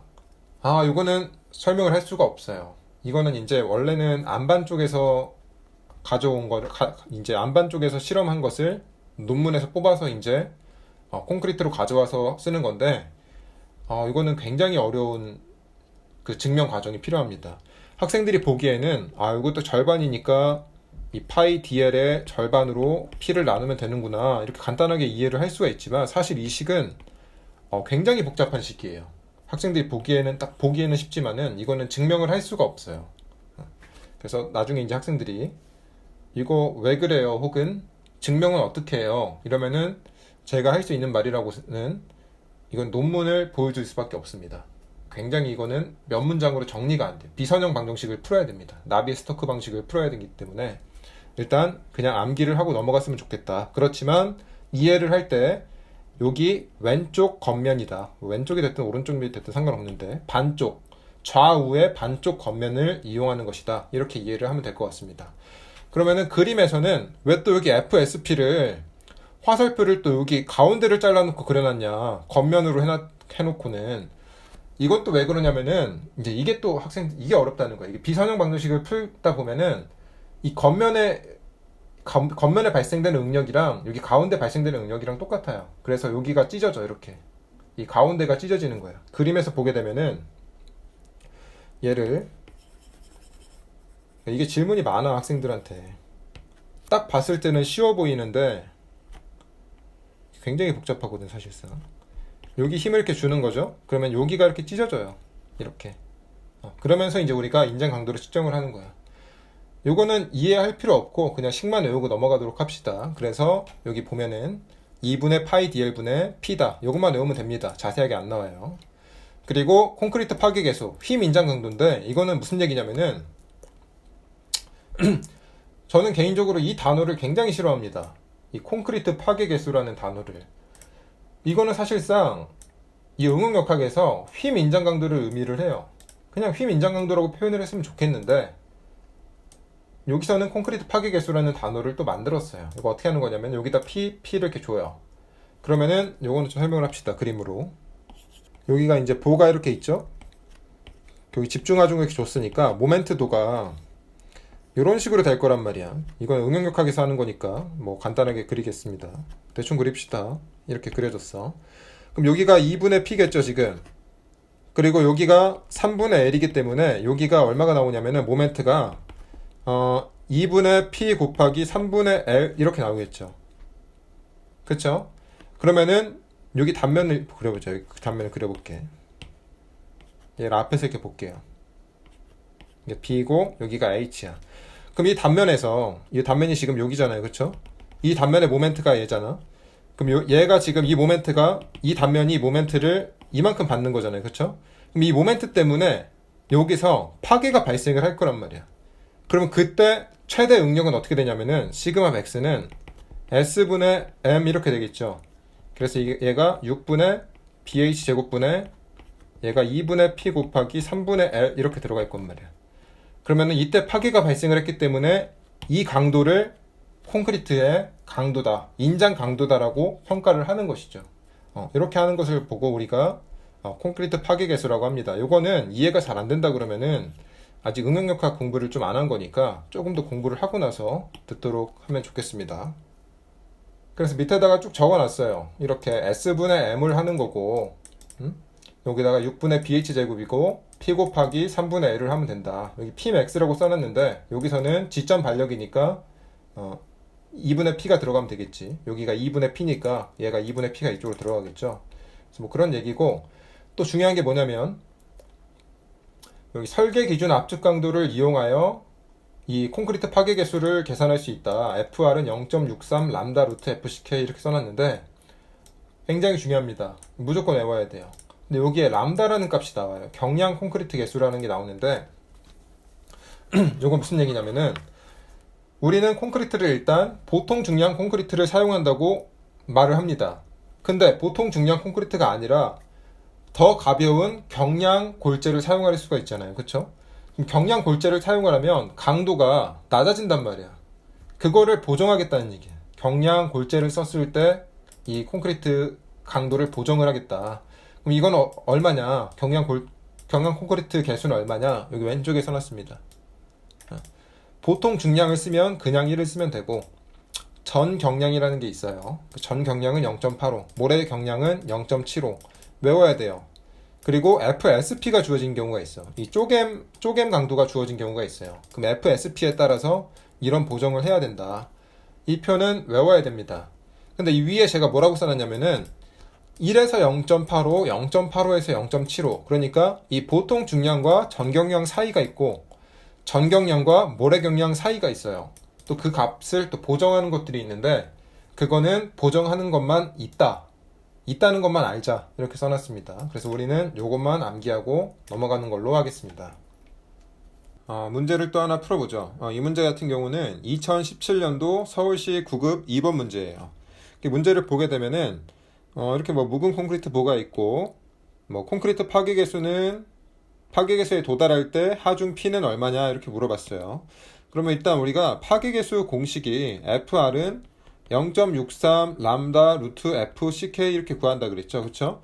이렇게 구할 수가 있는데 얘를 우리가 이제 이 보를 해석함으로써 FR을 구할 수가 있다고 했어요. 그럼 이거 어떻게 구하냐면은 이거는 S분의 M 이렇게 계산을 한다 그랬죠. 그래서 이 모멘트를 계산을 해야 됩니다. 보를 해석을 해야 돼요. 이건 약간 응용력학 문제야. 밑에다가 모멘트 도를 그리게 되면은 뭐 이런 식으로 나오죠. 이렇게. 이거는 응용력학에서 학습을 한 다음에 넘어와야 돼요. 그래서 여기 모멘트가 어떻게 되냐면은 여기 모멘트는 이 반력에다가 이 팔을 길이를 곱하면 되겠죠. 근데 이게 좌우 대칭이기 때문에 여기 반력이 2분의 P입니다. 그래서 2분의 P 곱하기 3분의 L이겠죠. 그래서 이게 모멘트가 이 위로 들어가는 거예요. 여기로. 그래서 이걸 풀면 됩니다. 이거를 바로 대입을 해볼까? 좀 정리를 한 다음에 해볼까? 이것부터 구해봅시다. 이 람다 여기 앞에 것부터. 여기는 0.63에다가 람다 값은 지금 문제에서 보통 중량 콘크리트라고 했으니까 이건 1을 사용을 해야 되겠죠. 이거는 외우라고 했습니다. 0.85, 0.75 이렇게 있다 그랬어. 그래서 루트 FCK가 지금 100메가파스칼이니까 이건 6.3메가파스칼이 나오겠죠. FR이 이렇게. 근데 지금 문제에서 P를 구하라 그랬으니까 이 6.3메가파스칼이 이거랑 같아져야 되잖아요. 그쵸? 그럼 이거 계산을 해봅시다. S는 6분의 BH 제곱이죠. 사각단면이니까. 그러면은 6분의 BH 제곱, 계산 문제인데 여기서부터는 이게 L로 들어가야 되니까 6분의 PL 이렇게 들어가겠죠. 그래서 이게 6.3 메가파스칼 이렇게 되겠죠. 그래서 이걸 P에 대해서 정리를 하면 됩니다. 이건 학생들이 한번 정리를 해보시고 이걸 정리를 하게 되면은 P가 20kN이 나옵니다. 그래서 답은 3번입니다. 그리고 콘크리트 강도에 영향을 주는 요인 이렇게 나왔는데 요거는 그냥 외우려고 그러면 힘듭니다. 이거는 좀 이해를 한 다음에 외워야 돼요. 여기 보게 되면은 물 시멘트 비가 증가하면 강도가 작아진다고 했는데 이거는 물 시멘트 비가 증가한다는 얘기는 물 퍼 시멘트 비거든요. 그러니까 이게 시멘트 분의 물을 이제 우리가 물 시멘트 비라고 해요. 시멘트 분의 물을. 그럼 물 시멘트 비가 증가한다는 것은 물이 많이 들어간다는 것을 의미를 해요. 그러니까 물이 많이 들어가면 당연히 강도가 감소하겠죠. 이걸 외우는 게 아니고 이해를 하는 겁니다. 그리고 재령이 증가하면 강도가 증가한다.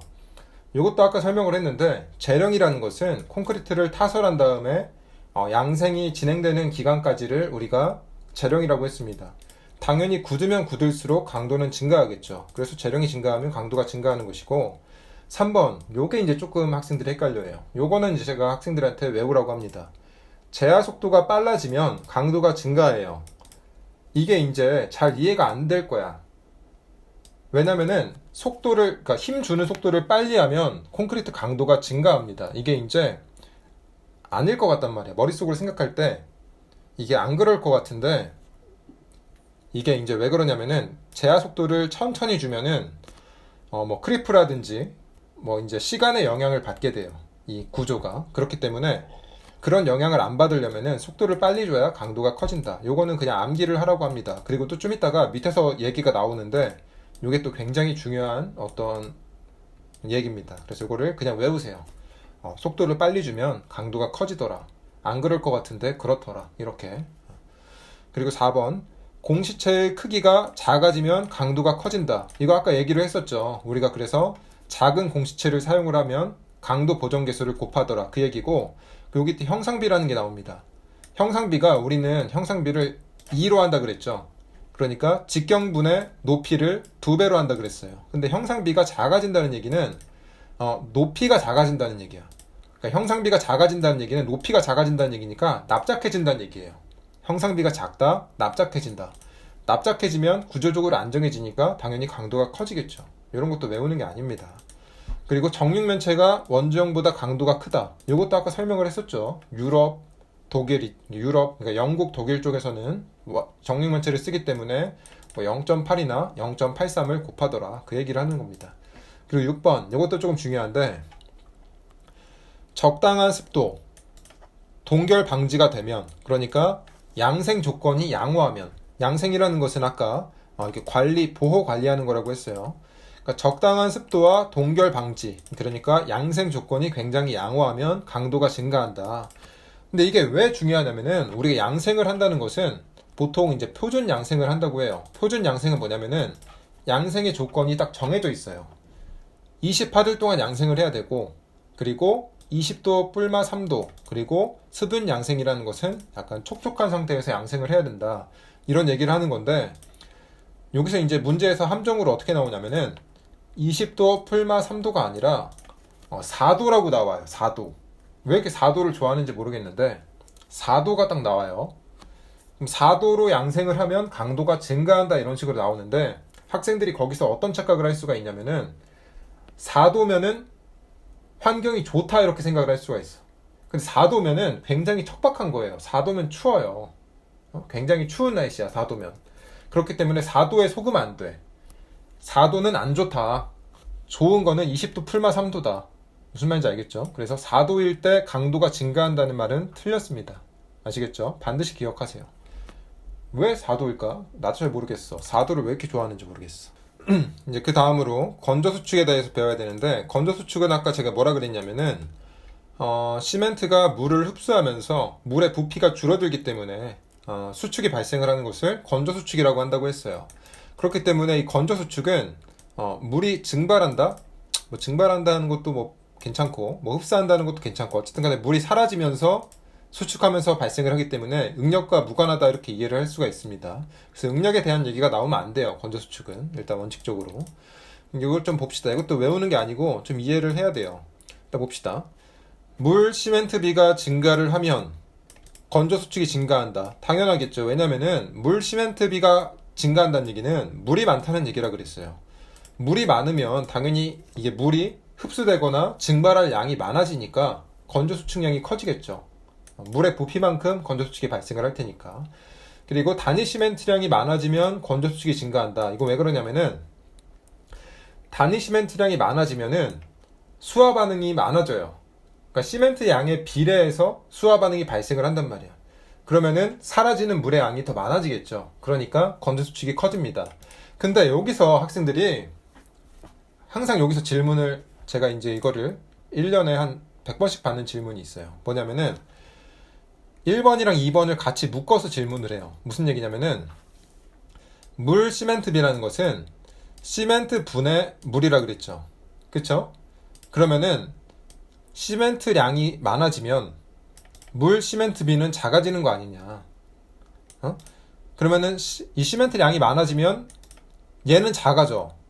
그러면은 건조수축이 작아지겠죠. 근데 시멘트량이 많아지면 건조수축은 커진다 그랬어. 그래서 이 두 개가 모순이 아니냐라는 질문을 굉장히 많이 받아요. 근데 그게 아니고 1번이랑 2번은 따로 가는 거예요. 따로. 이게 무슨 얘기냐면은 단위 시멘트량이 증가한다 이 말을 할 때 물 시멘트비는 고정되어 있어요. 그러니까 물과 시멘트의 비율은 고정되어 있는 상태에서 단위 시멘트량을 증가시키겠다는 얘기는 물도 그만큼 많이 넣어주겠다는 얘기야. 무슨 말인지 알겠어요? 그러니까 이 단위 시멘트량이 증가할 때 이 물 시멘트비가 어떻게 된다, 그거는 고려 대상이 아니에요. 따로 가는 거야. 무슨 말인지 알겠습니까? 그러니까 단위 시멘트량이 증가하면 물도 그만큼 많이 들어가. 그러면은 많이 들어간 시멘트랑 많이 들어간 물이 수화 반응을 많이 해서 건조수축이 많이 발생한다. 그 얘기를 하는 겁니다. 아시겠어요? 그러니까 2번이랑 1번을 같이 엮어서 모순이라고 생각하지 마세요. 또 질문하겠지 그래도. 또 질문하면 또 똑같이 설명해 주겠습니다. 3번. 건조할수록 건조수축이 증가한다. 당연한 얘기죠. 건조해야지 물이 증발하든지 흡수되든지 할 거 아닙니까? 그쵸? 건조하다는 얘기는 무슨 얘기냐면은 온도가 커지면 건조가 잘 되겠죠. 습도가 낮으면 건조가 잘 되겠지. 그래서 습도가 낮을 때 건조수축이 증가한다. 온도가 클 때 건조수축이 증가한다. 이렇게 나옵니다. 그리고 4번이랑 5번, 이것도 맨날 두 개 묶어서 맨날 질문하죠, 저한테. 이거 왜 그러냐면은 비표면적이 커지면 건조 수축은 증가하겠죠. 당연히 증가하겠지. 왜냐면 비표면적이 커진다는 것은 공기랑 접촉하는 면적이 많아진다는 얘기니까 물이 증발되는 게 더 수월해지겠죠. 그러니까 물이 많이 날아가니까 건조 수축이 증가하겠지. 근데 부재 단면 치수가 증가하면 건조 수축이 감소해요. 이게 왜 학생들이 헷갈리냐면은 이 부재 단면 치수를 표면적이라고 이해하는 학생들이 있어. 근데 이 부재 단면 치수는 표면적이 아니고 두께입니다. 두께. 우리가 토목 설계에서 단면 치수라는 것은 두께를 단면 치수라고 해요. 두께가 두꺼우면 물이 증발이 잘 안 되겠죠. 그래서 건조 수축이 감소합니다. 그래서 얘랑 얘를 좀 구분을 하세요. 항상 1번, 2번 묻고 4번, 5번 묶어가지고 질문이 맨날 하니까 학생들이 6번 굵은 골재 최대 치수가 증가하면 건조 수축이 감소한다. 요거는 이제 학생들이 좀 이해하기 힘들 수가 있는데 이렇게 이해를 합시다. 굵은 골재 최대 치수가 크면은 얘가 차지하고 있는 부피가 커진다기보다는 얘가 이렇게 딱 사이즈를 딱 잡아주고 있어. 양쪽을 이렇게 딱 잡아주고 있는 거지. 그래서 물이 날아갔을 때 시멘트가 줄어들려고 하는 것을 얘가 좀 저항을 해줄 수가 있습니다. 이거는 너무 자세하게 설명하지 않을게요. 그냥 굵은 골재 최대 치수가 커지면 건조 수축이 감소한다. 뭐 이런 식으로 합시다. 부피 얘기하는 건 아니에요. 그건 얘기하는 건 아닌데 이건 그냥 암기로 갈게요. 그리고 분말도가 증가하면 건조 수축이 증가한다. 요거는 왜 그러냐면은 분말도라는 것은 옆에 써놨는데 1g당 면적비예요. 그러니까 분말도가 크다는 것은 아주 조밀하다는 얘기야. 아주 조밀하면은 얘가 물과 반응했을 때 수화 반응이 굉장히 활발하게 일어납니다. 그럼 수화 반응이 일어나면 건조 수축이 증가를 하겠죠. 그리고 철근이 증가하면 건조 수축이 감소한다. 요게 이제 사실 6번이랑 비슷한데 건조 수축이 발생을 하려고 할 때 철근이 안에 많이 들어가 있으면 얘가 좀 저항해줘요. 건조 수축에. 이 굵은 골재도 마찬가지야. 건조 수축이 발생을 하려고 하는데 굵은 골재가 이렇게 많이 들어가 있다기보다는 이렇게 좀 옆으로 이렇게 길게 있다고 할게요. 그러면은 건조 수축에 저항을 한다. 그렇게 이해를 하면 될 것 같습니다. 얘랑 6번이랑 8번이랑 같이 묶어서 이해를 하면 되겠네. 다음으로 이제 콘크리트 크리프를 봅시다. 크리프라는 거는 응용력학에서 설명을 했는데 뭐라 그랬냐면은 일정한 응력 하에서 변형률이 증가하는 것을 우리가 크리프라고 했습니다. 뭐 릴렉세이션이랑 같이 공부를 했죠. 이완이랑. 이거는 응용력학에서 다시 한번 복습을 해보시고, 이 콘크리트 크리프는 우리가 이제 뭘 공부를 해야 되냐면은 이 크리프로 인한 변형을 어떻게 계산하는지 공부를 해야 돼요. 그래서 우리가 크리프 개수라는 걸 공부를 해야 되는데 크리프 개수를 일단 암기를 해야 돼. 옥내는 이제 뭐 실내 같은 거를 의미를 하는 거고, 그래 옥내에서는 3, 옥 외에서는 2, 수중에서는 1.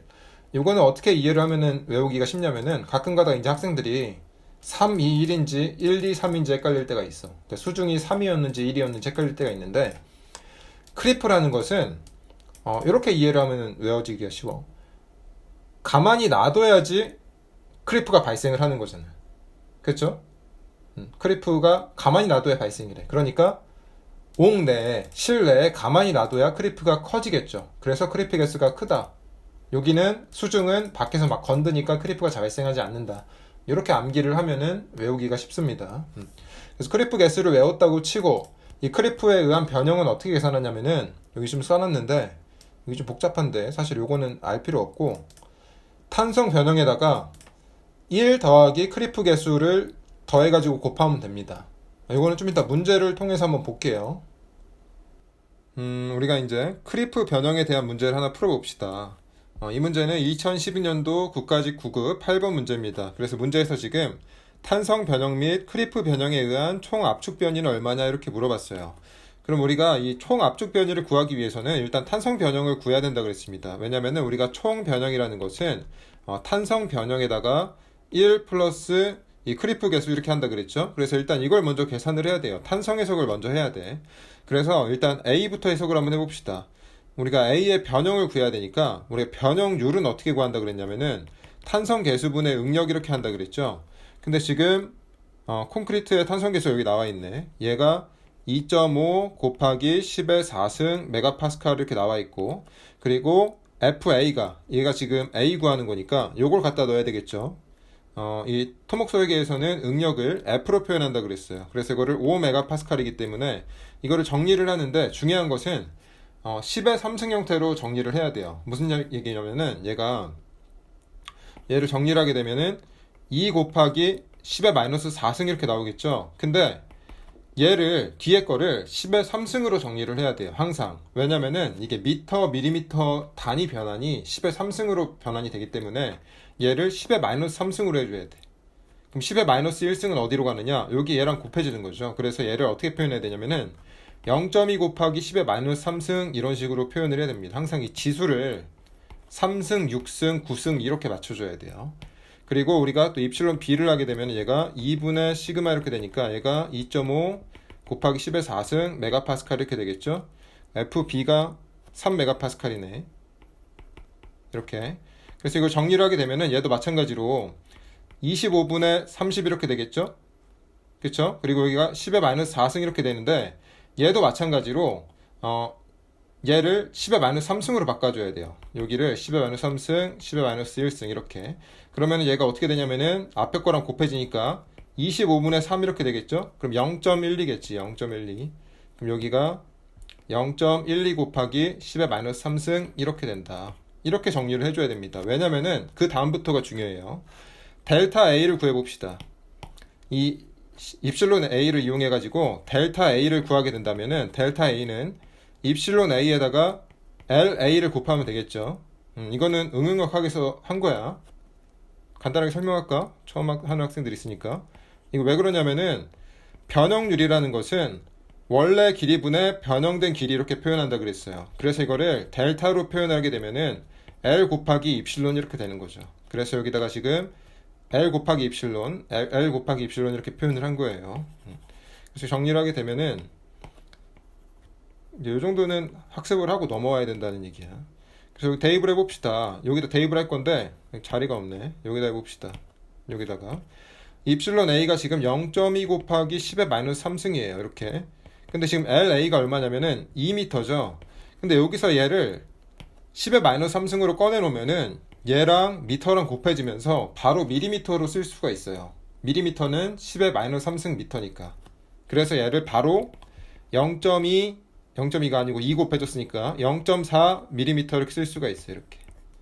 무슨 말인지 이해하겠죠? 그래서 마이너스 3승을 꺼내는 게 굉장히 중요해요. 그래서 얘도 마찬가지로 해봅시다. 얘도 델타 b를 구해야 되니까 입실론 b 곱하기 lb 이렇게 하면 되겠죠? 근데 L 입실론 b가 0.12 곱하기 10의 마이너스 3승이고 그리고 lb가 2.5m예요. 이렇게.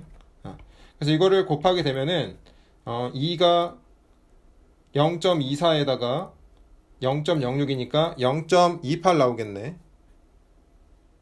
아니지? 2니까 24, 0.3 나오겠네. 0.3. 0.3mm가 나와요. 이렇게.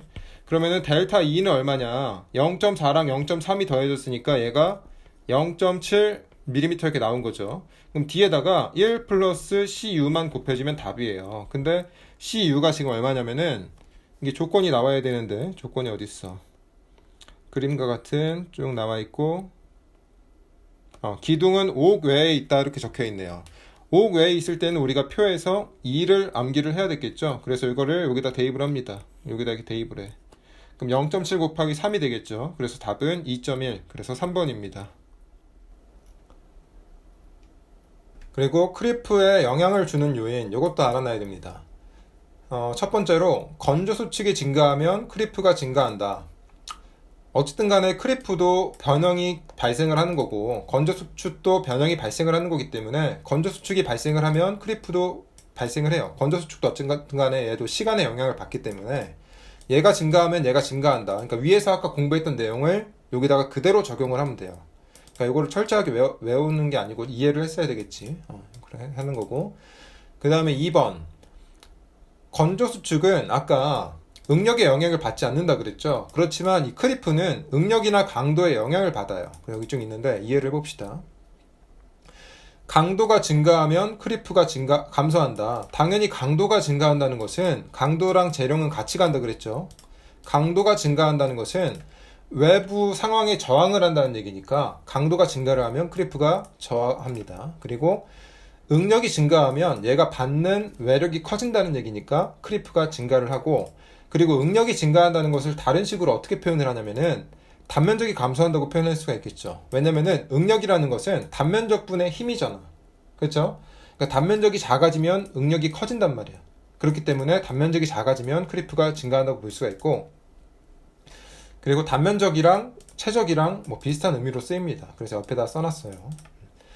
그리고 콘크리트 수하율이 증가하면 크리프가 감소한다고 했는데, 수하율이라는 건 뭐냐면 옆에다 써놨는데 수하 반응의 진행 정도예요. 근데 수하율이 크다는 얘기는, 콘크리트 수하율이 크다는 것은 수하 반응이 이미 많이 발생했다는 얘기야. 그럼 수하율이 만약에 100%라고 해봅시다. 100%. 뭐 그런 일은 없지만 수하율이 100%면 이미 다 진행이 됐잖아. 물을 흡수할 만큼 흡수를 다 했어. 그럼 더 이상 없어질 물이 없죠. 그럼 크리프가 발생을 할 수가 없겠지. 그러니까 수하율이 크면은 크리프가 발생할 여력이 작아집니다. 이미 다 발생을 했다. 이렇게 이해를 하면 돼요. 그리고 이게 또 중요한데, 크리프라는 것은 시간에 비례해서 발생을 하는 게 아니에요.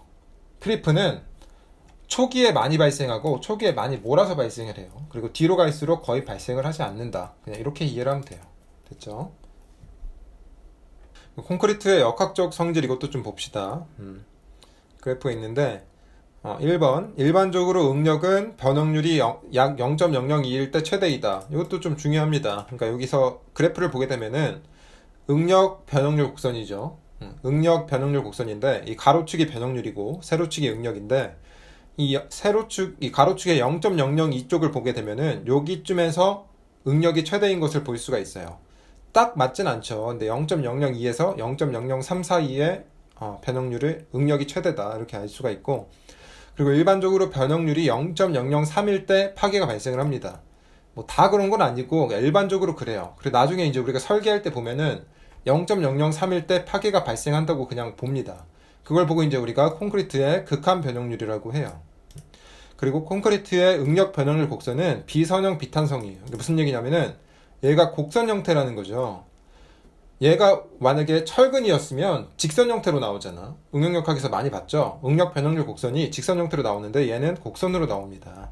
그리고 비선형 비탄성이지만 낮은 응력 범위에서는 선형탄성으로 볼 수 있다. 요거 굉장히 중요하다고 했어요. 나중에 허용 응력 설계법 할 때 또 나와. 그리고 고강도 콘크리트일수록 응력 변형률 곡선의 기울기가 급하다. 이 위에 있는 걸 봅시다. 이게 이제 고강도죠. 응력이 클 때 얘가 파괴가 되니까 제일 위에 있는 고강도 콘크리트가 이 기울기가 굉장히 급한 것을 볼 수가 있다. 뭐 그런 얘기입니다. 당연한 얘기고, 그리고 우리가 위에서 아까 봤듯이 이걸 속도의 관점에서 보게 되면은 위에 게 더 강도가 크죠. 아래 거보다 위에 게 강도가 더 크죠. 그러니까 위에 게 지금 제하 속도가 더 빠른 상태이구나 이렇게 파악을 할 수도 있어요. 그림을 해석을 할 수가 있어. 그리고 5번은 뭐 이걸 이용해 가지고 탄성계수를 계산을 할 수가 있더라. 그건 아까 설명을 했던 거고. 그리고 철근을 좀 봅시다. 철근은 원형 철근이랑 이형 철근, 그리고 확대머리 이형 철근이 있는데, 뭐 원형 철근은 그냥 동그란 철근을 의미로 하고, 이형 철근을 학생들이 많이 봤을 거야. 수험생들이. 이형 철근은 어떻게 생겼냐면은 이 원형 철근에 이렇게 마디가 있어요. 사실 여태까지 봤던 철근은 다 이렇게 생겼을 거야. 네이버에 한번 쳐보세요. 이형 철근은 우리가 항상 보던 철근이 이형 철근입니다. 이걸 이제 주로 많이 사용하죠. 그리고 확대머리 이형 철근은, 이형 철근 여기 제일 끝부분에 확대머리가 있어요. 이렇게 형상을 조금 알아두면은 이해하기가 쉽고, 그리고 이제 우리가 이형 철근의 공칭 지름이라는 걸 알아야 되는데, 원형 철근의 지름은 그냥 4분의 파이 d 제곱하면 되겠죠. 근데 이형 철근은 얘를 단면을 봤을 때 이 마디가 있단 말이에요. 그러니까 단면에 이 마디 면적을 포함시키려면은 계산하기가 힘들죠. 그래서 이 마디 면적까지 환산해가지고 하나의 원형 단면으로 이용한 것을 우리가 공칭 지름이라고 합니다. 이거는 그냥 이렇게 알아두면 돼요. 중요하진 않습니다. 그냥 학생들이 궁금해할까봐 써놓은 거예요. 그리고 철근의 역학적 성질, 요거는 응용역학에서 굉장히 많이 봤죠. 그래서 요거는 뭐 별도로 설명을 하지 않겠습니다. 근데 철근의 이 응력 변형률 곡선에서 중요한 것은 일단 첫 번째로 여기가 이제 선형탄성이다. 요거 굉장히 중요하고, 그리고 별도의 언급이 없다면 인장 강도에 무관하게 탄성 개수를 20만 메가파스칼로 합니다. 실제로 문제에서 안 줄 때도 있어요. 이 철근의 탄성 개수를 안 줄 때도 있어. 그럼 20만 메가파스칼이라고 알면 됩니다. ES 탄성 개수가 20만 메가파스칼이다. 근데 이제 학생들이 공부를 많이 하는 학생들이 또 이런 질문을 할 수가 있는데, 탄성계수랑 인장강도는 원래 얘네가 상관관계가 없지 않느냐, 응? 얘네가 어떤 역학적인 관계가 없는데 이렇게 무관하게 20만 메가파스칼로 일정하다고 볼 수가 있느냐. 이게 무슨 얘기냐면은, 이제 이게 공부 많이 하는 학생들은 또 그게 있어요. 얘네가 역학적 상관관계가 없다, 그래서 이런 식으로 설명하면 안 된다라고 생각을 할 수가 있는데, 그 얘기가 아니고, 우리가 사용하는 철근의 종류가 굉장히 국한적입니다. 이 건설 재료이기 때문에 우리가 쓸 수 있는 강도가 400에서 800 사이겠죠. 400메가파스칼에서 800메가파스칼 사이기 때문에 그 선에 있는 인장강도 철근들은 20만 메가파스칼에서 변화가 없어요. 그렇기 때문에 그냥 20만 메가파스칼로 봅니다, 우리는 토목 설계에서는.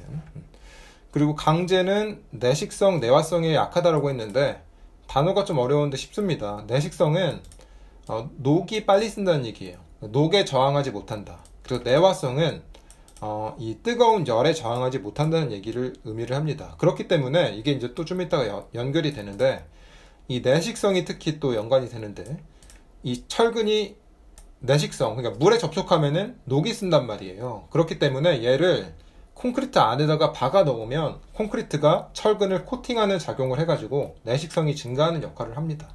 이것도 나중에 또 살펴봅시다, 이거는.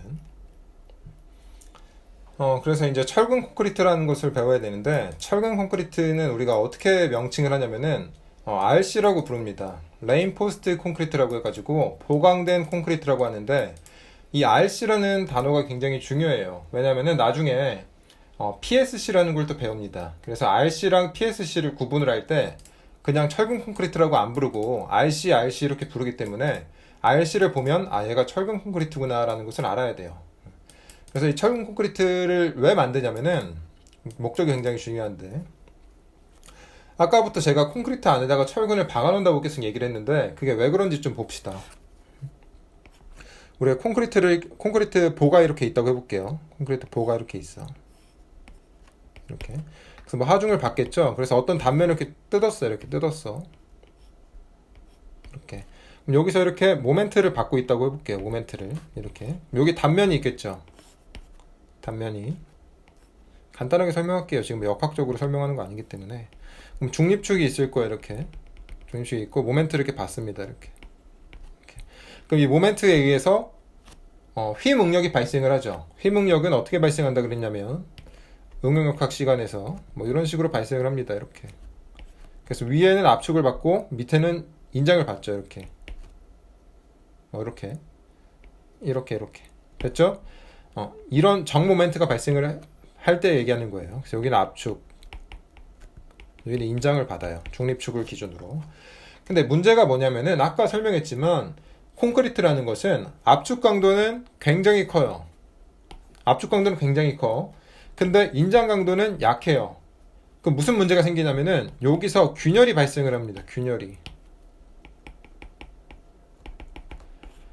발생을 한다는 얘기는, 여기서 더 이상 콘크리트가 어떤 강도로서 역할을 못 한다는 얘기야. 토목 설계에서는 그냥 완전히 여기에 콘크리트가 없다고 봐요. 균열이 발생을 하기 시작하면 더 이상 외력에 저항을 할 수가 없다고 봐요. 그럼 이 부분은 콘크리트가 저항을 못하죠. 그래서 여기다가 이제 우리가 어떤 행동을 취하냐면, 여기다가 철근을 박아 놓습니다. 이렇게. 왜냐면 철근은 압축뿐만 아니라 인장에도 강도가 크다 그랬잖아. 그럼 콘크리트 안에 철근이 이렇게 들어갔죠. 그래서 이거 보고 우리가 RC라고 합니다. RC. 그래서 다시 돌아가서 책을 보면은, 뭐 콘크리트의 재료는, 콘크리트는 굉장히 싸다, 시멘트는 굉장히 싸다, 압축 강도는 좋지만 인장 강도는 매우 취약하다. 근데 철근은 비싸지만 압축과 인장 강도가 좋다. 그래서 콘크리트에서 인장을 받는 부분에 철근을 배치하면 경제적이고 안정적이다. 철근이 인장력을 대신 부담해 주더라. 뭐 그런 얘기입니다. 철근 콘크리트 성립 이유는 뭐냐면, 굉장히 중요합니다. 이것도. 콘크리트와 철근의 열 팽창 계수가 같아요. 이게 응용역학 시간에서 배웠지만, 열 팽창 계수는 알파라고 표현한다 그랬어요. 그쵸?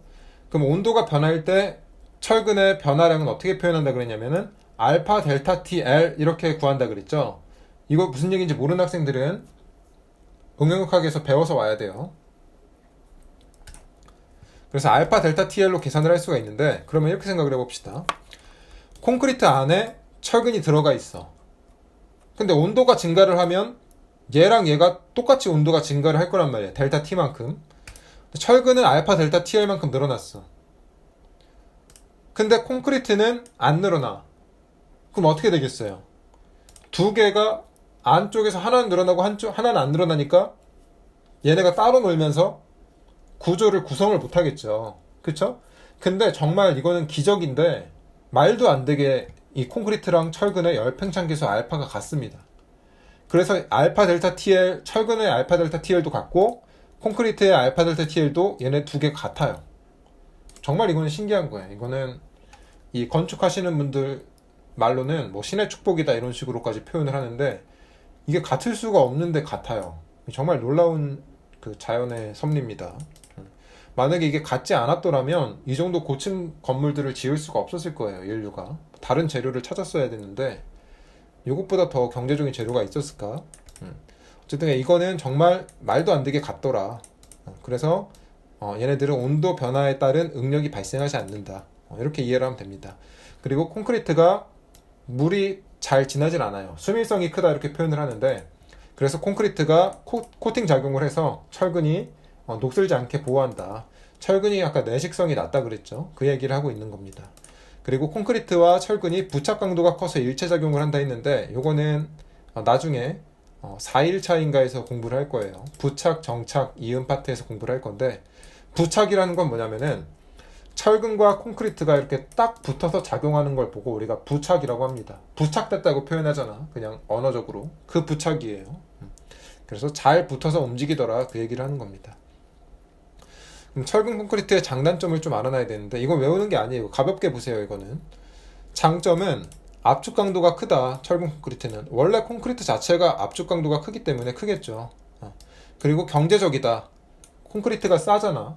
그리고 인장을 받는 부분에 철근을 살짝 넣기 때문에 굉장히 경제적이에요. 그리고 내구성, 내화성이 좋다.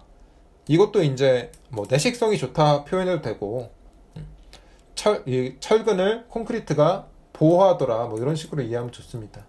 그리고 구조물을 일체적으로 만들 수 있다. 이거는 우리가 여기 4번이랑 5번이 같이 갑니다. 구조물을 임의 형태로 만들 수 있다. 일체적으로 만들 수 있다. 이거는 우리가 원하는 모양으로 콘크리트를 굳힐 수가 있단 말이에요. 그쵸? 그러니까 원하는 모양으로 만들 수가 있고, 그리고 콘크리트를 굳히면 얘네가 하나로 거동을 하잖아요. 일체적으로. 그래서 그 얘기를 하고 있는 겁니다. 그래서 이거는 뭐 간단한 얘기고, 단점은 뭐냐? 인장 강도가 낮다. 물론 철근을 넣음으로써 인장 강도가 커지긴 커졌어요. 근데 그럼에도 불구하고 낮아. 무슨 말인지 알겠죠? 어쨌든 커지긴 커졌는데 낮아. 무겁다. 뭐 콘크리트가 무거운 거는 뭐 두말하면 잔소리죠. 3번 배합과 양생 등 시공 관리가 어렵다. 뭐 그렇죠. 항상 콘크리트는 뭐 철근 콘크리트고 그냥 콘크리트고 간에 배합이랑 양생이 항상 어렵습니다. 그리고 4번 부분적인 파손이 일어나기 쉽다. 인장 측에서 균열이 발생한다는 얘기를 하고 있는 거예요. 그리고 5번 시공 후 품질을 검사하기가 어렵다. 이건 무슨 얘기냐면은 철근을 콘크리트 안에다가 넣고 굳히면은 그 안에서 지금 철근이 어떤 상태인지 확인이 안 된다는 얘기야. 콘크리트가 굳으면 얘를 다시 뜯어서 확인을 할 수가 없잖아요. 일단 굳고 나면은 얘는 검사가 안 돼요. 물론 이제 나중에 또 방사능 검사법 이런 것도 있긴 하지만 뭐 수험생들이 거기까지 공부할 건 아니고요. 그래서 시공 후 품질을 검사하기 어렵다. 여기까지 하면 오늘 8쪽에 해당되는 내용이었는데, 여기까지가 오늘 수업 끝이고요. 오늘 외울 것들을 다시 한번 좀 살펴봅시다. 간단하게 살펴보면은 뭐 여기는 뭐 쭉 읽어보면 되고, 뭐 이것도 외우는 건 아니었죠. 이것도 외우는 건 아니었고 그냥 자기한테 이런 단어를 설명할 수 있으면 된다 그랬어요. 그리고 요거는 뭐 그냥 요것도 그냥 한번 보면은 되고, 요거는 외워두세요. 요거는 알아놔야지. 굵은 골재 최대치수 반드시 외워야 돼. 요거는 정말 너무 중요해요. 이거 안 외우면 그냥 일단 5점 날라갔다고 생각하면 돼. 요것도 외워야 되고 쭉쭉 가고, 이거는 그냥 대충 알아두면 돼요. 요것도 수치를 외울 필요는 없어요. 요것도 뭐 그렇게 중요하진 않은데 중요한 부분이 있지. 이게 압축 강도가 크지만 인장 강도는 낮다. 그리고 취성이랑 연성에 대한 개념 이런 것들은 반드시 알아두라고 했습니다. 그리고 요거 굉장히 중요해요. 수치도 다 외워야 되고 그리고 이거를 왜 그랬는지 설명을 할 수 있어야 돼. 우리나라 원주형 공시체 표준형 원주형 공시체인데 작아져서 곱해줘야 되고 그리고 정육면체는 원주형보다 더 구조적으로 안정하기 때문에 크게 나오니까 더 작은 값을 곱해줘야 되더라. 여기까지 알아야 되고 그 설계 기준 압축 강도 본인한테 설명할 수 있어야 돼. 이걸 뭐 문장을 그대로 외우라는 얘기가 아니에요. 본인한테 왜 설계 기준 압축 강도가 뭔지는 설명할 수 있어야지. 그리고 왜 재령 28일을 사용했는지. 현장에서는 양생 조건이 양호하지 않기 때문에 강도가 높게 완벽하게 발현이 되지 않는다. 그래서 28일 강도까지만 발현될 수 있다고 본다. 이렇게 한다고 했어요. 평균 강도는 이 표 외워야 된다 그랬고 그리고 이것도 암기를 해야 돼. 이 식도. 그리고 보통 중량 골재 요거는 뭐 그렇게 중요한 얘기는 아니라고 했습니다. 그 배합 강도 요게 이제 오늘의 포인트라고 할 수가 있어요. 완벽하게 외우세요. 30회 이상일 때 이거 그냥 토시 안에 안 틀리고 외워야 돼. 방법이 없습니다. 그리고 15회에서 29회일 때 요거는 일단 외우지 말라고 했어요. 그리고 14회 이하일 때 반드시 외우세요. 무조건 외워야 돼. 이것도 5점 날라갔다고 보면 돼요. 안 외우면. 요것도 뭐 그냥 읽어만 보고 얘가 이런 게 있더라. 그 인장 강도 이거는 계산하는 방법들을 알아야 돼요. 식도 이건 외우는 게 아니지. 이건 외우는 거지만 요건 외우는 게 아니죠. 요건 외워야 돼. 요것도 외워야 되고 그리고 강도에 영향을 주는 요인 요거는 외우는 게 아니고 이거는 설명을 할 수 있어야 된다 그랬죠. 그렇지만 요거는 좀 외우더라고 했어요. 요거는 잘 설명이 안 될 거라 그랬어 본인한테.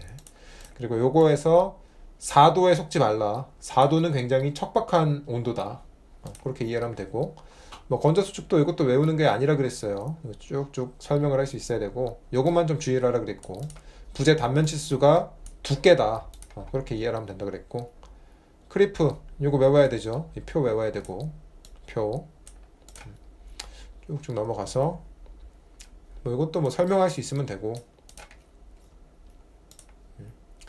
여기까지. 요것도 중요하죠. 0.003 다음 시간부터 아주 지겹게 볼 숫자입니다. 0.003, 0.002. 또 일단 알아두세요. 0.003에서 파괴가 되더라. 일단 오늘은 여기까지 하면 될 것 같아요. 그 다음에는 뭐 그렇게 중요한 게 없고 어쨌든 오늘은 여기까지 하겠습니다.